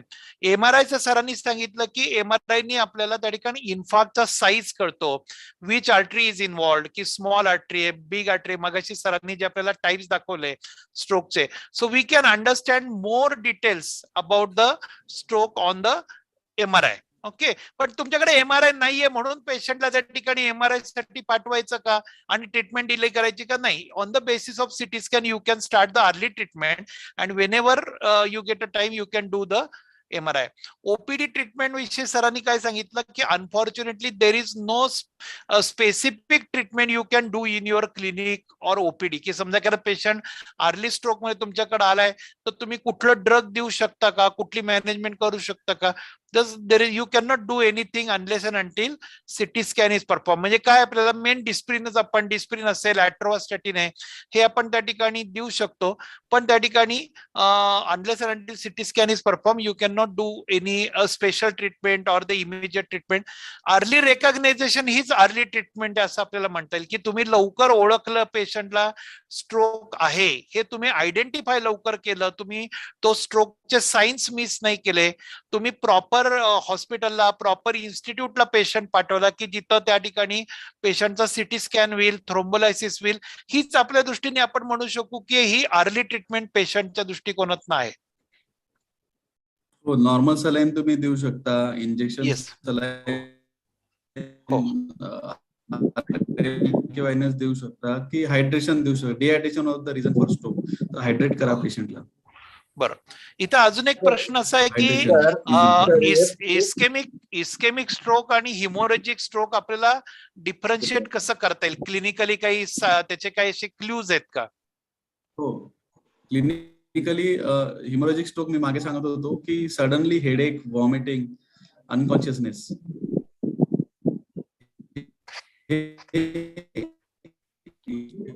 Haemorrhagic स्ट्रोकचे लक्षण आहेत. हेडेक, व्हॉमिटिंग, अनकॉन्शियसनेस, असेल 200 असेल, so likely patient will be having, तर त्यांचा BP आपल्याला कमी करावा लागेल इन दॅट केस. आणि मॅनिटॉल, लेव्हिपिल आपण देऊ शकतो. केसकर सर, रिपीट करा, व्हॉइस ब्रेक होतोय, हेच रिपीट करा जरा. कशाचा म्हटला तुम्ही? हा, ज्याच्यात सरांनी सांगितलं की सिव्हिअर हेडेक, वॉमिटिंग हे जर का तुम्हाला दिसतंय, जर का एखादा पेशंट नुसतं तुमच्याकडे विकनेस घेऊन आला की माझ्या डाव्या पायाची ताकद कमी वाटते, आय कॅन नॉट, तुमचा हात दाबून बघितला तर पॉवर लॉस आहे किंवा अनस्टेबल गेट आहे, ओके, असं दिसतंय, पण patient is not having any acute symptoms. समजा एखादा पेशंट आला की सिव्हिअर थ्रोबिंग हेडेक होत आहे, वॉमिटिंग होत आहे, okay, so then mostly it is a hemorrhagic stroke, but you cannot, it is not a thumb rule to say that it is these are the signs म्हणून या ठिकाणी hemorrhagic आहे. या ठिकाणी मला सरांना अजून एक क्वेश्चन विचारायचा आहे. बोरसे सर, ऐकताय तुम्ही?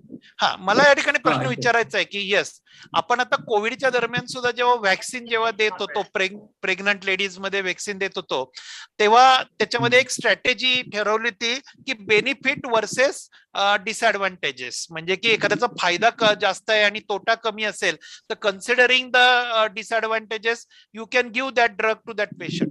आता या ठिकाणी तुम्ही सुरुवातीला नमूद केलं होतं की out of the total stroke patient only 12 to 15% are from the hemorrhagic category, rest of the 85% of patient are from the ischemic category. हे जर का आपल्याला, हा, आता हे आपल्याला या ठिकाणी माहितीये की बाबा आपल्याकडे आल्या 100 मधल्या 85 लोकांना इस्केमिक स्ट्रोक आहे, हे डाटा आपल्याला सांगतोय, आणि 15% लोक हिमोरेजिकचे. तर अशा वेळेला जर का सिटी स्कॅन नाही पॉसिबल, एखाद्या पेशंटला is, suppose the CT scan is far away or it is not possible, the patient is not financially capable, is not ready to go for the CT scan, अशा वेळेला considering the risk of the disprin, can we give disprin to the tablet? कारण हा आपल्याला माहिती आहे की 85% वेळेला हा इस्केमिक स्ट्रोक असेल, आणि मी जर का त्याला अर्ली डिस्प्रिन दिलं तर it will be helpful for ischemic stroke. So what is your opinion in this condition? Generally, without documentation of ischemia, we can't give Disprin. जर तो bleeding असला, so it is going to increase bleeding. आणि aspirinचं half life लांब आहे. So 5 days half life आहे. आपल्याला ऑपरेशनच्या 5 दिवस आधी आपल्याला डिस्प्रिन बंद करावं लागतं aspirin. If we give patient of stroke having bleeding or without doing CT scan, disprin dili, it could be harm to the patient. So yes, we can't give any aspirin to a patient without scan. Even we. So there is no no. Yes, there is no guideline to give Disprin without CT scan. But rather than having a full-fledged stroke, can we accept the bleeding risk if the patient is not going to perform that CT scan or repeat? This is just what we can say. So, I'm not asking you the guideline. We know the guideline is there, but समजा एखाद्या खेड्यामध्ये patient CT scan तिथनं नाहीये बाबा लांबपर्यंत, हा तर देऊ शकतो, तर तसं देऊ शकतो. मेडिकल लिगली नाही अलाउड. मेडिकल लिगली मी तेच सांगतोय की जीपीज ना की देऊ नका डिस्प्रिन ऍज फर्ली ऍज पॉसिबल. पण आपल्याला माहिती की 85% वेळेला त्या ठिकाणी इस्केमिक स्ट्रोक असतो. पण it's okay, the guideline says की don't give Disprin unless and until you do the CT scan. Which IV fluid? Bola sir. One patient. If patient having BP 220 or 140 BP with mild headedness and vomiting sometime or tingling in arms or saying giddiness, then what to do first? See, again answer is do CT scan whether it is hemorrhagic or ischemic stroke and then go ahead. Okay. Which IV fluid to avoid? DNS. Avoid. DNS. Yes. Raise DNS. further. त्या ठिकाणी DNS 5% हे जे IV fluids आहेत नाही द्यायचे म्हणतात की नाही. हा sugar beet नाही द्यायचे. त्याच्यामध्ये मग आपण त्या ठिकाणी हेच मगाशी पण मी ते सांगितलं की हायपोटोनिक फ्लुइड्स आहेत त्या ठिकाणी 5% पण द्यायचं नाहीये. You should give the best fluid is the normal saline that you 0.9% आपली normal saline. Normal saline best.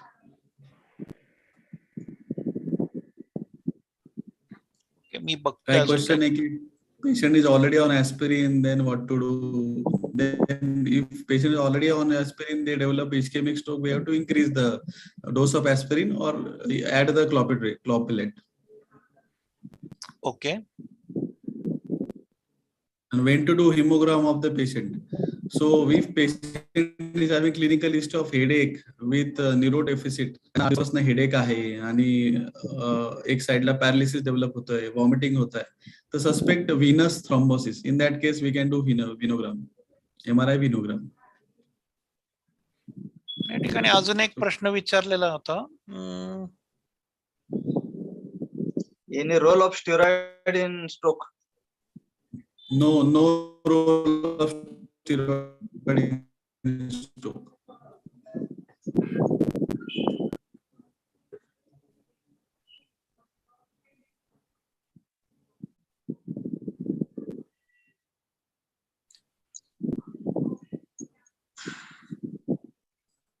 I think most of the questions are covered, sir.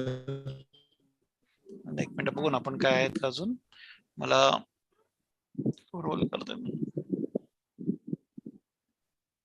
एक पेशंट आहे, what about when a patient come to OPD walking and his BP is 210 by 120 since 4 days, but no any neurological symptoms. So how to proceed? I think this is a can be given when there is an increased ICP. Yes. So there, whenever there is no increased risk Control of BP. Control BP reduce. Yes. Sir, any relation between migraine and stroke? Yeah, sometimes migraine, severe migraine can lead to a stroke. It is one of the recent identified as a risk factor for stroke. What is the treatment for TIA? So as I discussed, treatment for TIA would be if it is a start with aspirin, Disprin 325 would be high for stroke, sir. So always give at least 150 or 75 mg as ecosprin. Disprin 325 would be high for brain. That means for loading, you are saying loading, or for maintenance you are talking about? So generally stroke loading 150 mg ecosprin is enough. Enough. And Okay. along with that clopelate 75 mg. Okay, so the dose is different for cardiac and brain. Yes. Yes.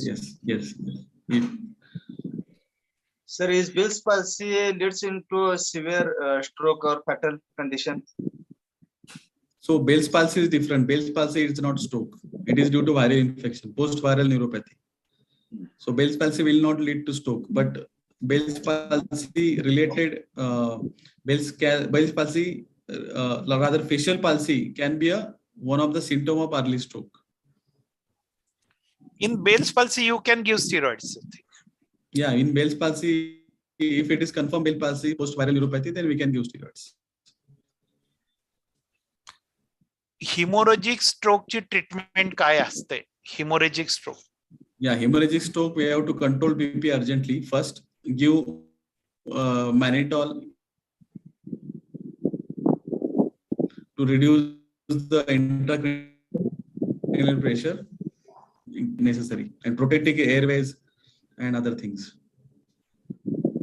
Okay. इथं म्हटलंय की can ecosprin 75 mg, which is widely used, give person a hemorrhagic stroke? No. Generally, it does not. Okay.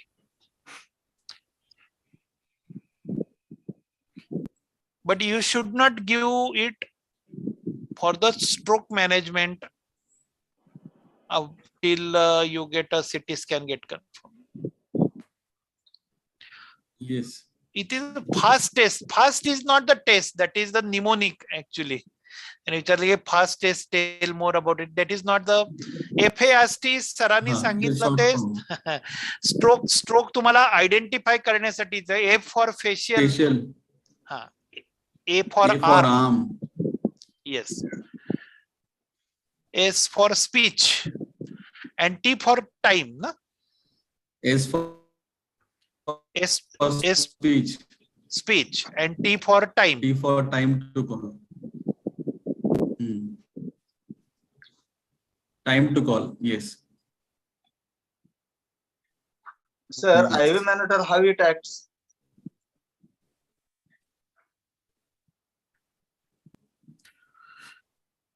IV mannitol is an osmotic diuretic.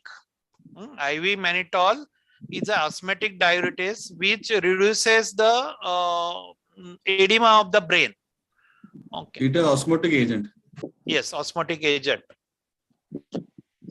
So it will reduce the cerebral edema and it will ultimately reduce the intracranial pressure inside. Sir, one question is here. Sir, nowadays one message is circulating in WhatsApp that there is a one machine in KM Hospital, Mumbai, which give immediately relief in stroke. Is it correct? What is this?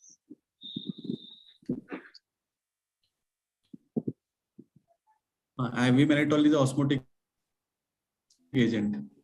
नाही त्यांनी आता मोहिते सरांनी काय विचारलं नाही प्रश्न त्याच्यानंतर असा आला होता सर की एक व्हॉट्सअप वरती व्हिडिओ तो मी बघितला होता की त्याच्यात त्यांनी म्हटलं होतं की आय थिंक त्याच्यानंतर काही क्लेरिफिकेशन पण आलं होतं की त्याच्यामध्ये पेशंट स्ट्रोकचा पेशंट आहे डिसेबिलिटी असतील देन ही गेट्स इमिजिएटली त्या ठिकाणी त्याच्यात रिकव्हरी होती वगैरे असं काही टेक्नॉलॉजी आहे का असं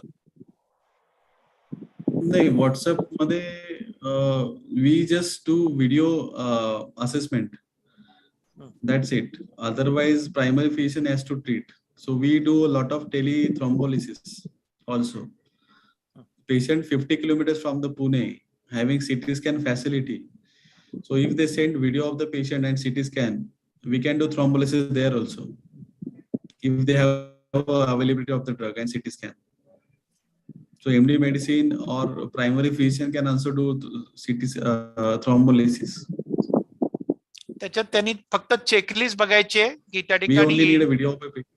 हा येस इंडिकेशन कॉन्ट्रा इंडिकेशन थ्रोम्बोलायसिसचे आणि थ्रोम्बोलायसिसचं Yes. प्रिपरेशन असेल ते बघायचंय पेशंटचं बीपी शुगर आणि third thing is the CT scan these are the 3 things necessary before starting the thrombolysis for the patient and contraindication काही नाही येत ना पेशंटला थ्रोम्बोलायसिसचे ते बघणं त्याची गरजेचं लिस्ट आहे. कॉन्ट्राइंडिकेशनची लिस्ट आहे. We can always share that. Bell's palsy आणि स्ट्रोक मध्ये तुम्ही मगाशी सांगितलं तेव्हा तुमचा व्हॉइस थोडा ब्रेक होत होता तर तुम्ही सांगितलं होतं की आयब्रोज जर का लिफ्ट करता येत नसतील तर it is a Bell's palsy ना correct yes. Is it necessary to continue antithrombotics lifetime म्हणजे त्या ठिकाणी आपण प्लेटलेट अँटी प्लेटलेट तर लाईफ टाइम सांगतोय डिस्प्रिन 75 mg येस. तर समजा पेशंटला अँटी थ्रोम्बोटिक आहेत म्हणजे थ्रोम्बोटिक म्हणजे अँटी कोॲग्युलंट म्हणायचं असेल कदाचित त्यांना समजा जर काही लाईफ टाइम. बर आणि हे जे आपण 75 mg डिस्प्रिन म्हणतोय त्याच्या बरोबरीने स्टॅटिन सुद्धा आपल्याला लाईफ टाइम घेणं गरजेचं आहे का ॲट्रोवास्टॅटिन irrespective of the lipid level. Yes. Yes, so irrespective of the lipid level one should continue with Disprin 75 milligram and atorvastatin or any choice rosuvastatin for a lifetime irrespective of the lipid level one should continue it to avoid the further chances of the stroke. Yes. Audiences मध्ये अजून कोणाला question असेल तर hand raise करा. Last 10 minutes are there. Last 5 to 10 minutes. Mohite sir बघा कोणी raise केलेत hand आणि हे करा अनम्यूट करा. शेजाळ सर विचारा.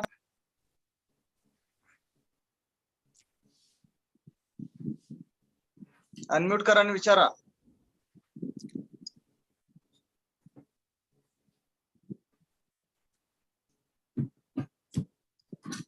डॉक्टर जाधव अनम्यूट करा आणि विचारा. डॉक्टर पांडे. हॅलो. हा बोला. सर जर एका डोळ्याचा ब्लिंकिंग लीड होते आय लीड ते स्ट्रोकचा संदेश देऊ शकते. ते स्ट्रोक आहे का? Only linking of one I.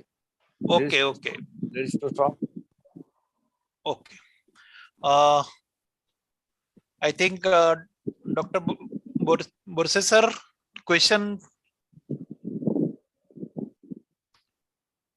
Blinking is not stroke. Blinking is not stroke. Blinking is a mimic of stroke. No, blinking is not stroke. Focal त्या ठिकाणी काही काही सिम्पटम्स मिळतात तुम्हाला. फोकल कन्व्हल्जन्स असतात त्याच्यामध्ये तुम्हाला you get only one part get. So that is not the sign of stroke.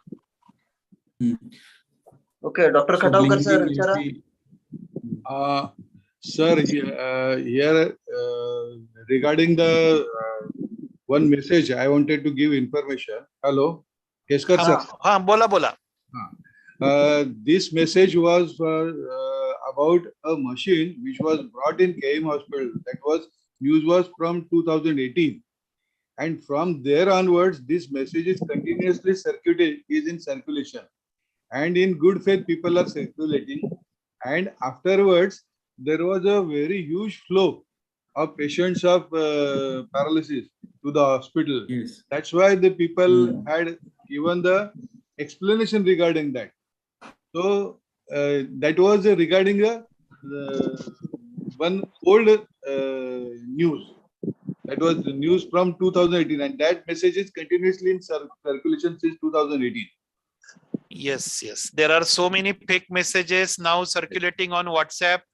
कोणाचंही नाव खाली टाकतात आणि देन दे सर्क्युलेटेड अँड लोकांना कसं असतं अपेक्षा असते की अरे आपण बरे होऊ and they go to the wrong treatment.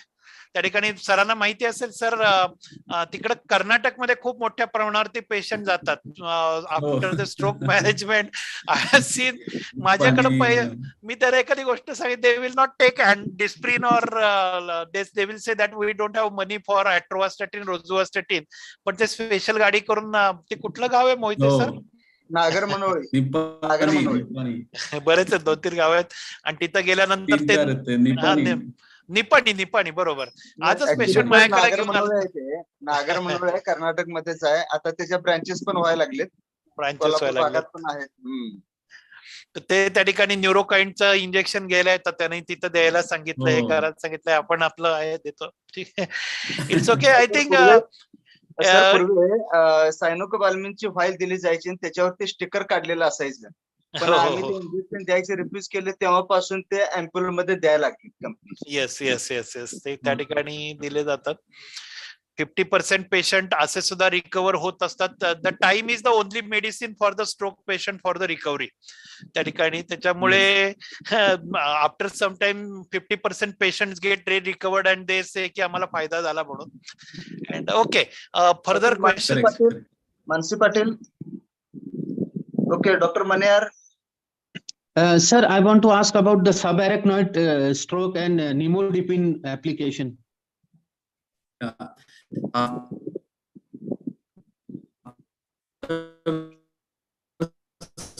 Subarachnoid hemorrhage, nimodipine should be started 60 mg 4 hourly for 21 days to prevent the vasospasm. Sir परत एकदा सांगा. 4 hourly, 60 mg 4 hourly. 60 mg 4 hourly चालू करायचं tablet. nimodipine for 21 days. Okay, sir. Thank you, sir. Okay. Dr. Prashant. Any role of LASIK, sir? Hello? I could not hear. There was a question. Any role of LASIKs, diuretics in the management of stroke? Management of stroke. No, LASIKs will no. LASIKs will reduce the perfusion pressure of brain. Yes. LASIK should not be given. Hello sir, only tingling in one side of body. हे early symptom असू शकते का? Stroke. Yes, can be a stroke. Can be a stroke. Numbness or tingling, sudden numbness or tingling can be a stroke. आणि sir एक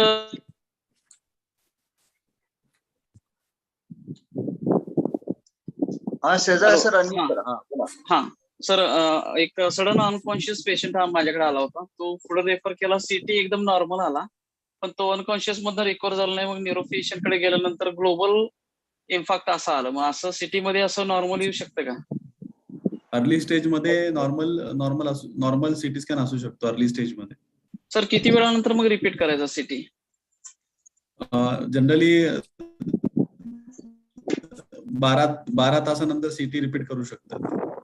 सिटीला 5-6 तास लागतात develop व्हायला. Hello sir. Okay sir. Low molecular weight heparin केव्हा देतात sir? आणि नोवॅक अगोदर देऊ शकतो का जर लोअर मॉलिक्युलर वेट हिपॅरिन नसेल तर? ओरल चालू पहिला करू शकतो का? हा, तसं करू शकतो. पण अॅक्यूट स्ट्रोक मध्ये पहिले if it is cardioembolic, if it is embolic, cardioembolic with atrial fibrillation, then low molecular heparin therapeutic dose मध्ये द्यायला लागतं. म्हणजे Clexane 0.6 BD can be given and at the time of discharge switch directly to the Novak. They begat on 150 mg BD. एम्बोलिक त्या ठिकाणी origin असेल स्ट्रोकचं तर त्या ठिकाणी तुम्ही या पद्धतीने प्रोसीड करा. होमोसिस्टिन काय इम्पॉर्टन्स आहे? होमोसिस्टिन लेवलचं काय इम्पॉर्टन्स आहे? होमोसिस्टिन येस, B12 डेफिशियन्सी मुळे होमोसिस्टिन वाढतं. होमोसिस्टिन वाढल्यामुळे तुमची क्लॉटिंग टेंडन्सी वाढते. यंग स्ट्रोक पेशंट मध्ये होमोसिस्टिन खूप हाय रोल आहे क्लॉटिंग मध्ये. So we have to treat with B12 injection and Homocheck tablet. Sir deep tendon reflexes मध्ये काय चेंजेस येतील सर एक साइडला? इनिशियल स्टेज अॅक्यूट स्ट्रोक मध्ये tendon reflexes will be absent, plantar will be extensor. पण जसं जसं स्ट्रोक दिवस जाते तसं मग रिफ्लेक्सेस ब्रिस्क होत जातील ऑन वन साइड आणि स्पास्टिसिटी वाढत जाईल. अॅक्यूट स्ट्रोक मध्ये हे असतं, हायपोटोनिया असतं with reduce reflexes. Sir, B12 Hello? deficiency it causes stroke, chances of stroke more, B12 deficiency. Yes, B12 deficiency lead to hyperhomocystinemia, which lead to stroke. We have to treat it with B12 injection. Sir atorvastatin किती दिवस चालू ठेवायचं असं म्हणजे anti cholesterol Lifelong. Drugs after stroke? Lifelong. Acha, but there is one patient who got myositis and everything because of more of statins. मग तिकडे stop केलं गेलं. Yeah. तर So, is it 10 like to 20 it mg happens? 10 to 20 mg द्यायचं, हाय डोस नाही द्यायचा. नाही 10 mg वरच होतं patient, still she got myositis and all. Myositis. तर, So maybe different reason पण असतील. जर statin असेल तर then we have to stop. We have no option. Then diet control is the only option. If it is not there, then lifelong she has to take. Yes. It is very rare actually. Okay. Hello doctor Savji. Sir creatinine जर वाढून असेल, hello बोला. Creatinine वाढून असेल आणि मॅनिटॉल जर contraindicated असेल तर आपण लॅसिक्स देऊ शकतो का आजच्या ठिकाणी? लॅसिक्स मग देऊ शकतो. 3% NaCl द्यायचं असतं ऍक्च्युली. हा. 3% NaCl. काय रोल आहे त्याचा? हा, हायपरटोनिक फ्लुइड त्या ठिकाणी वापरू शकता तुम्ही rather than लॅसिक्स. 3% NaCl. Yes. Lasix will reduce the preload and further will reduce the blood supply to the brain. Hello. हाँ बोला. As sir I think has sir earlier आपल्याला quoted जायला that बंद time is करायला brain. Hello. हाँ बोला. Time is brain. So how long to wait for craniotomy in hemorrhagic stroke? If there is a midline What are shift, the indication for patient is unconscious. craniotomy in hemorrhagic stroke? If there is a midline shift of more than 10 millimeter, there is a herniation in the brain, patient is unconscious, then go ahead with the craniotomy. It is we should be pro craniotomy or because patients like to avoid craniotomy. So we should be consulting them in favor of craniotomy. Is it okay or what? If Do we it need is to wait required for to a save 10 his mm life, midline shift? then he is going to die. If you don't do in such cases, if you don't do craniotomy, he will die. No. So brain has a see It's the a skull. life-saving procedure. Yes, skull has a limited space inside. So if the brain is swelling and if you don't give space for that brain, then the patient will die. If the relatives are ready for craniotomy, do we need to wait for the midline shift up to 10 mm, or earlier can be done? Earlier can be done. Nowadays we do preemptive craniotomy to save the deficit. We don't wait patient to become unconscious. If it is impeding, increasing pressure on one side, herniation is started, then we do preemptive craniotomy. It's always We need not better. wait for absolute absolute indications. No, don't wait for 10 mm. So if it is young patient and patient is become drowsy continuously, do craniotomy as early as possible. Thank you, sir. Okay doctor Tayde. Hello, sir. What is the management of upper motor neuron and lower motor neuron lesion? Is it different or same?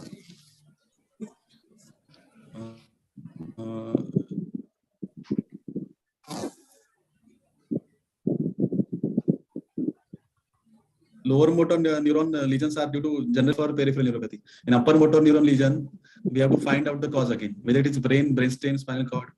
Accordingly, we have to treat whether it is brain, brainstem, or spinal cord. So UMN upper motor lesion would be through brain, brainstem, and spinal cord. Lower motor lesion would be peripheral nerves and roots.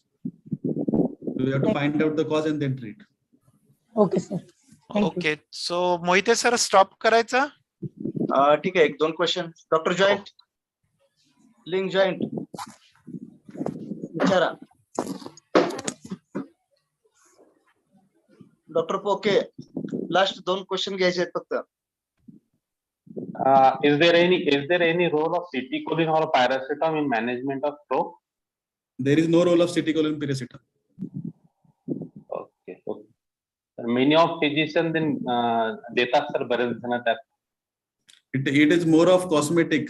Only ecosprin patient relatives ऐकत नाही. मग काही injection दिले नाही, मग लाल colour पिवळे काहीतरी injection दिले काय relative खुश होतात. It is for more of cosmetic purpose. अच्छा, okay okay, thank you. Doctor Deepak Patil.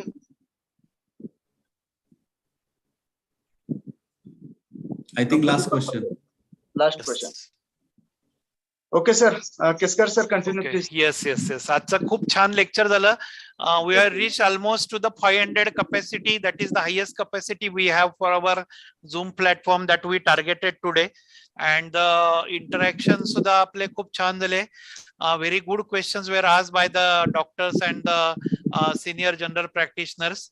And I hope की बाबा आजचा सेशन आहे तो तुम्हाला सगळ्यांना in your day to day treatment मध्ये नक्की हेल्पफुल होईल. आयुर्वेदिक मेडिलाइनचं मेन एम हेच आहे की skill development of the general practitioners and family physicians, those who are working at the base level. आणि त्याच्यासाठी we are arranging such kind of lectures that will be helpful for you people. So thank you Borse sir today for our today's talk, and they have taken almost 2 hours. The sir is with us, so I thank Dr. Borse sir on behalf of AV Mediline and all the participants. Thank you all of you. तुमच्यामुळे आपला AV Mediline platform आहे तो त्या ठिकाणी day to day grow होतोय. Santosh is our technical backbone. He is giving very good services, technical arrangement to us. And thank you all of you. Over to Mohite sir for final thanks. Okay, thank you sir. अतिशय छान session झाला आणि general प्रॅक्टिशनरना आवश्यक असणारा stroke बऱ्याच दिवसापासून प्रश्न होता की स्ट्रोक विषयी माहिती हवी आहे. तर मला वाटतं बऱ्याच शंकांचं निरसन झालेलं आहे आणि आशा आहे की इन फ्युचर ह्याचा खूप छान उपयोग होईल सर्व प्रॅक्टिशनरना.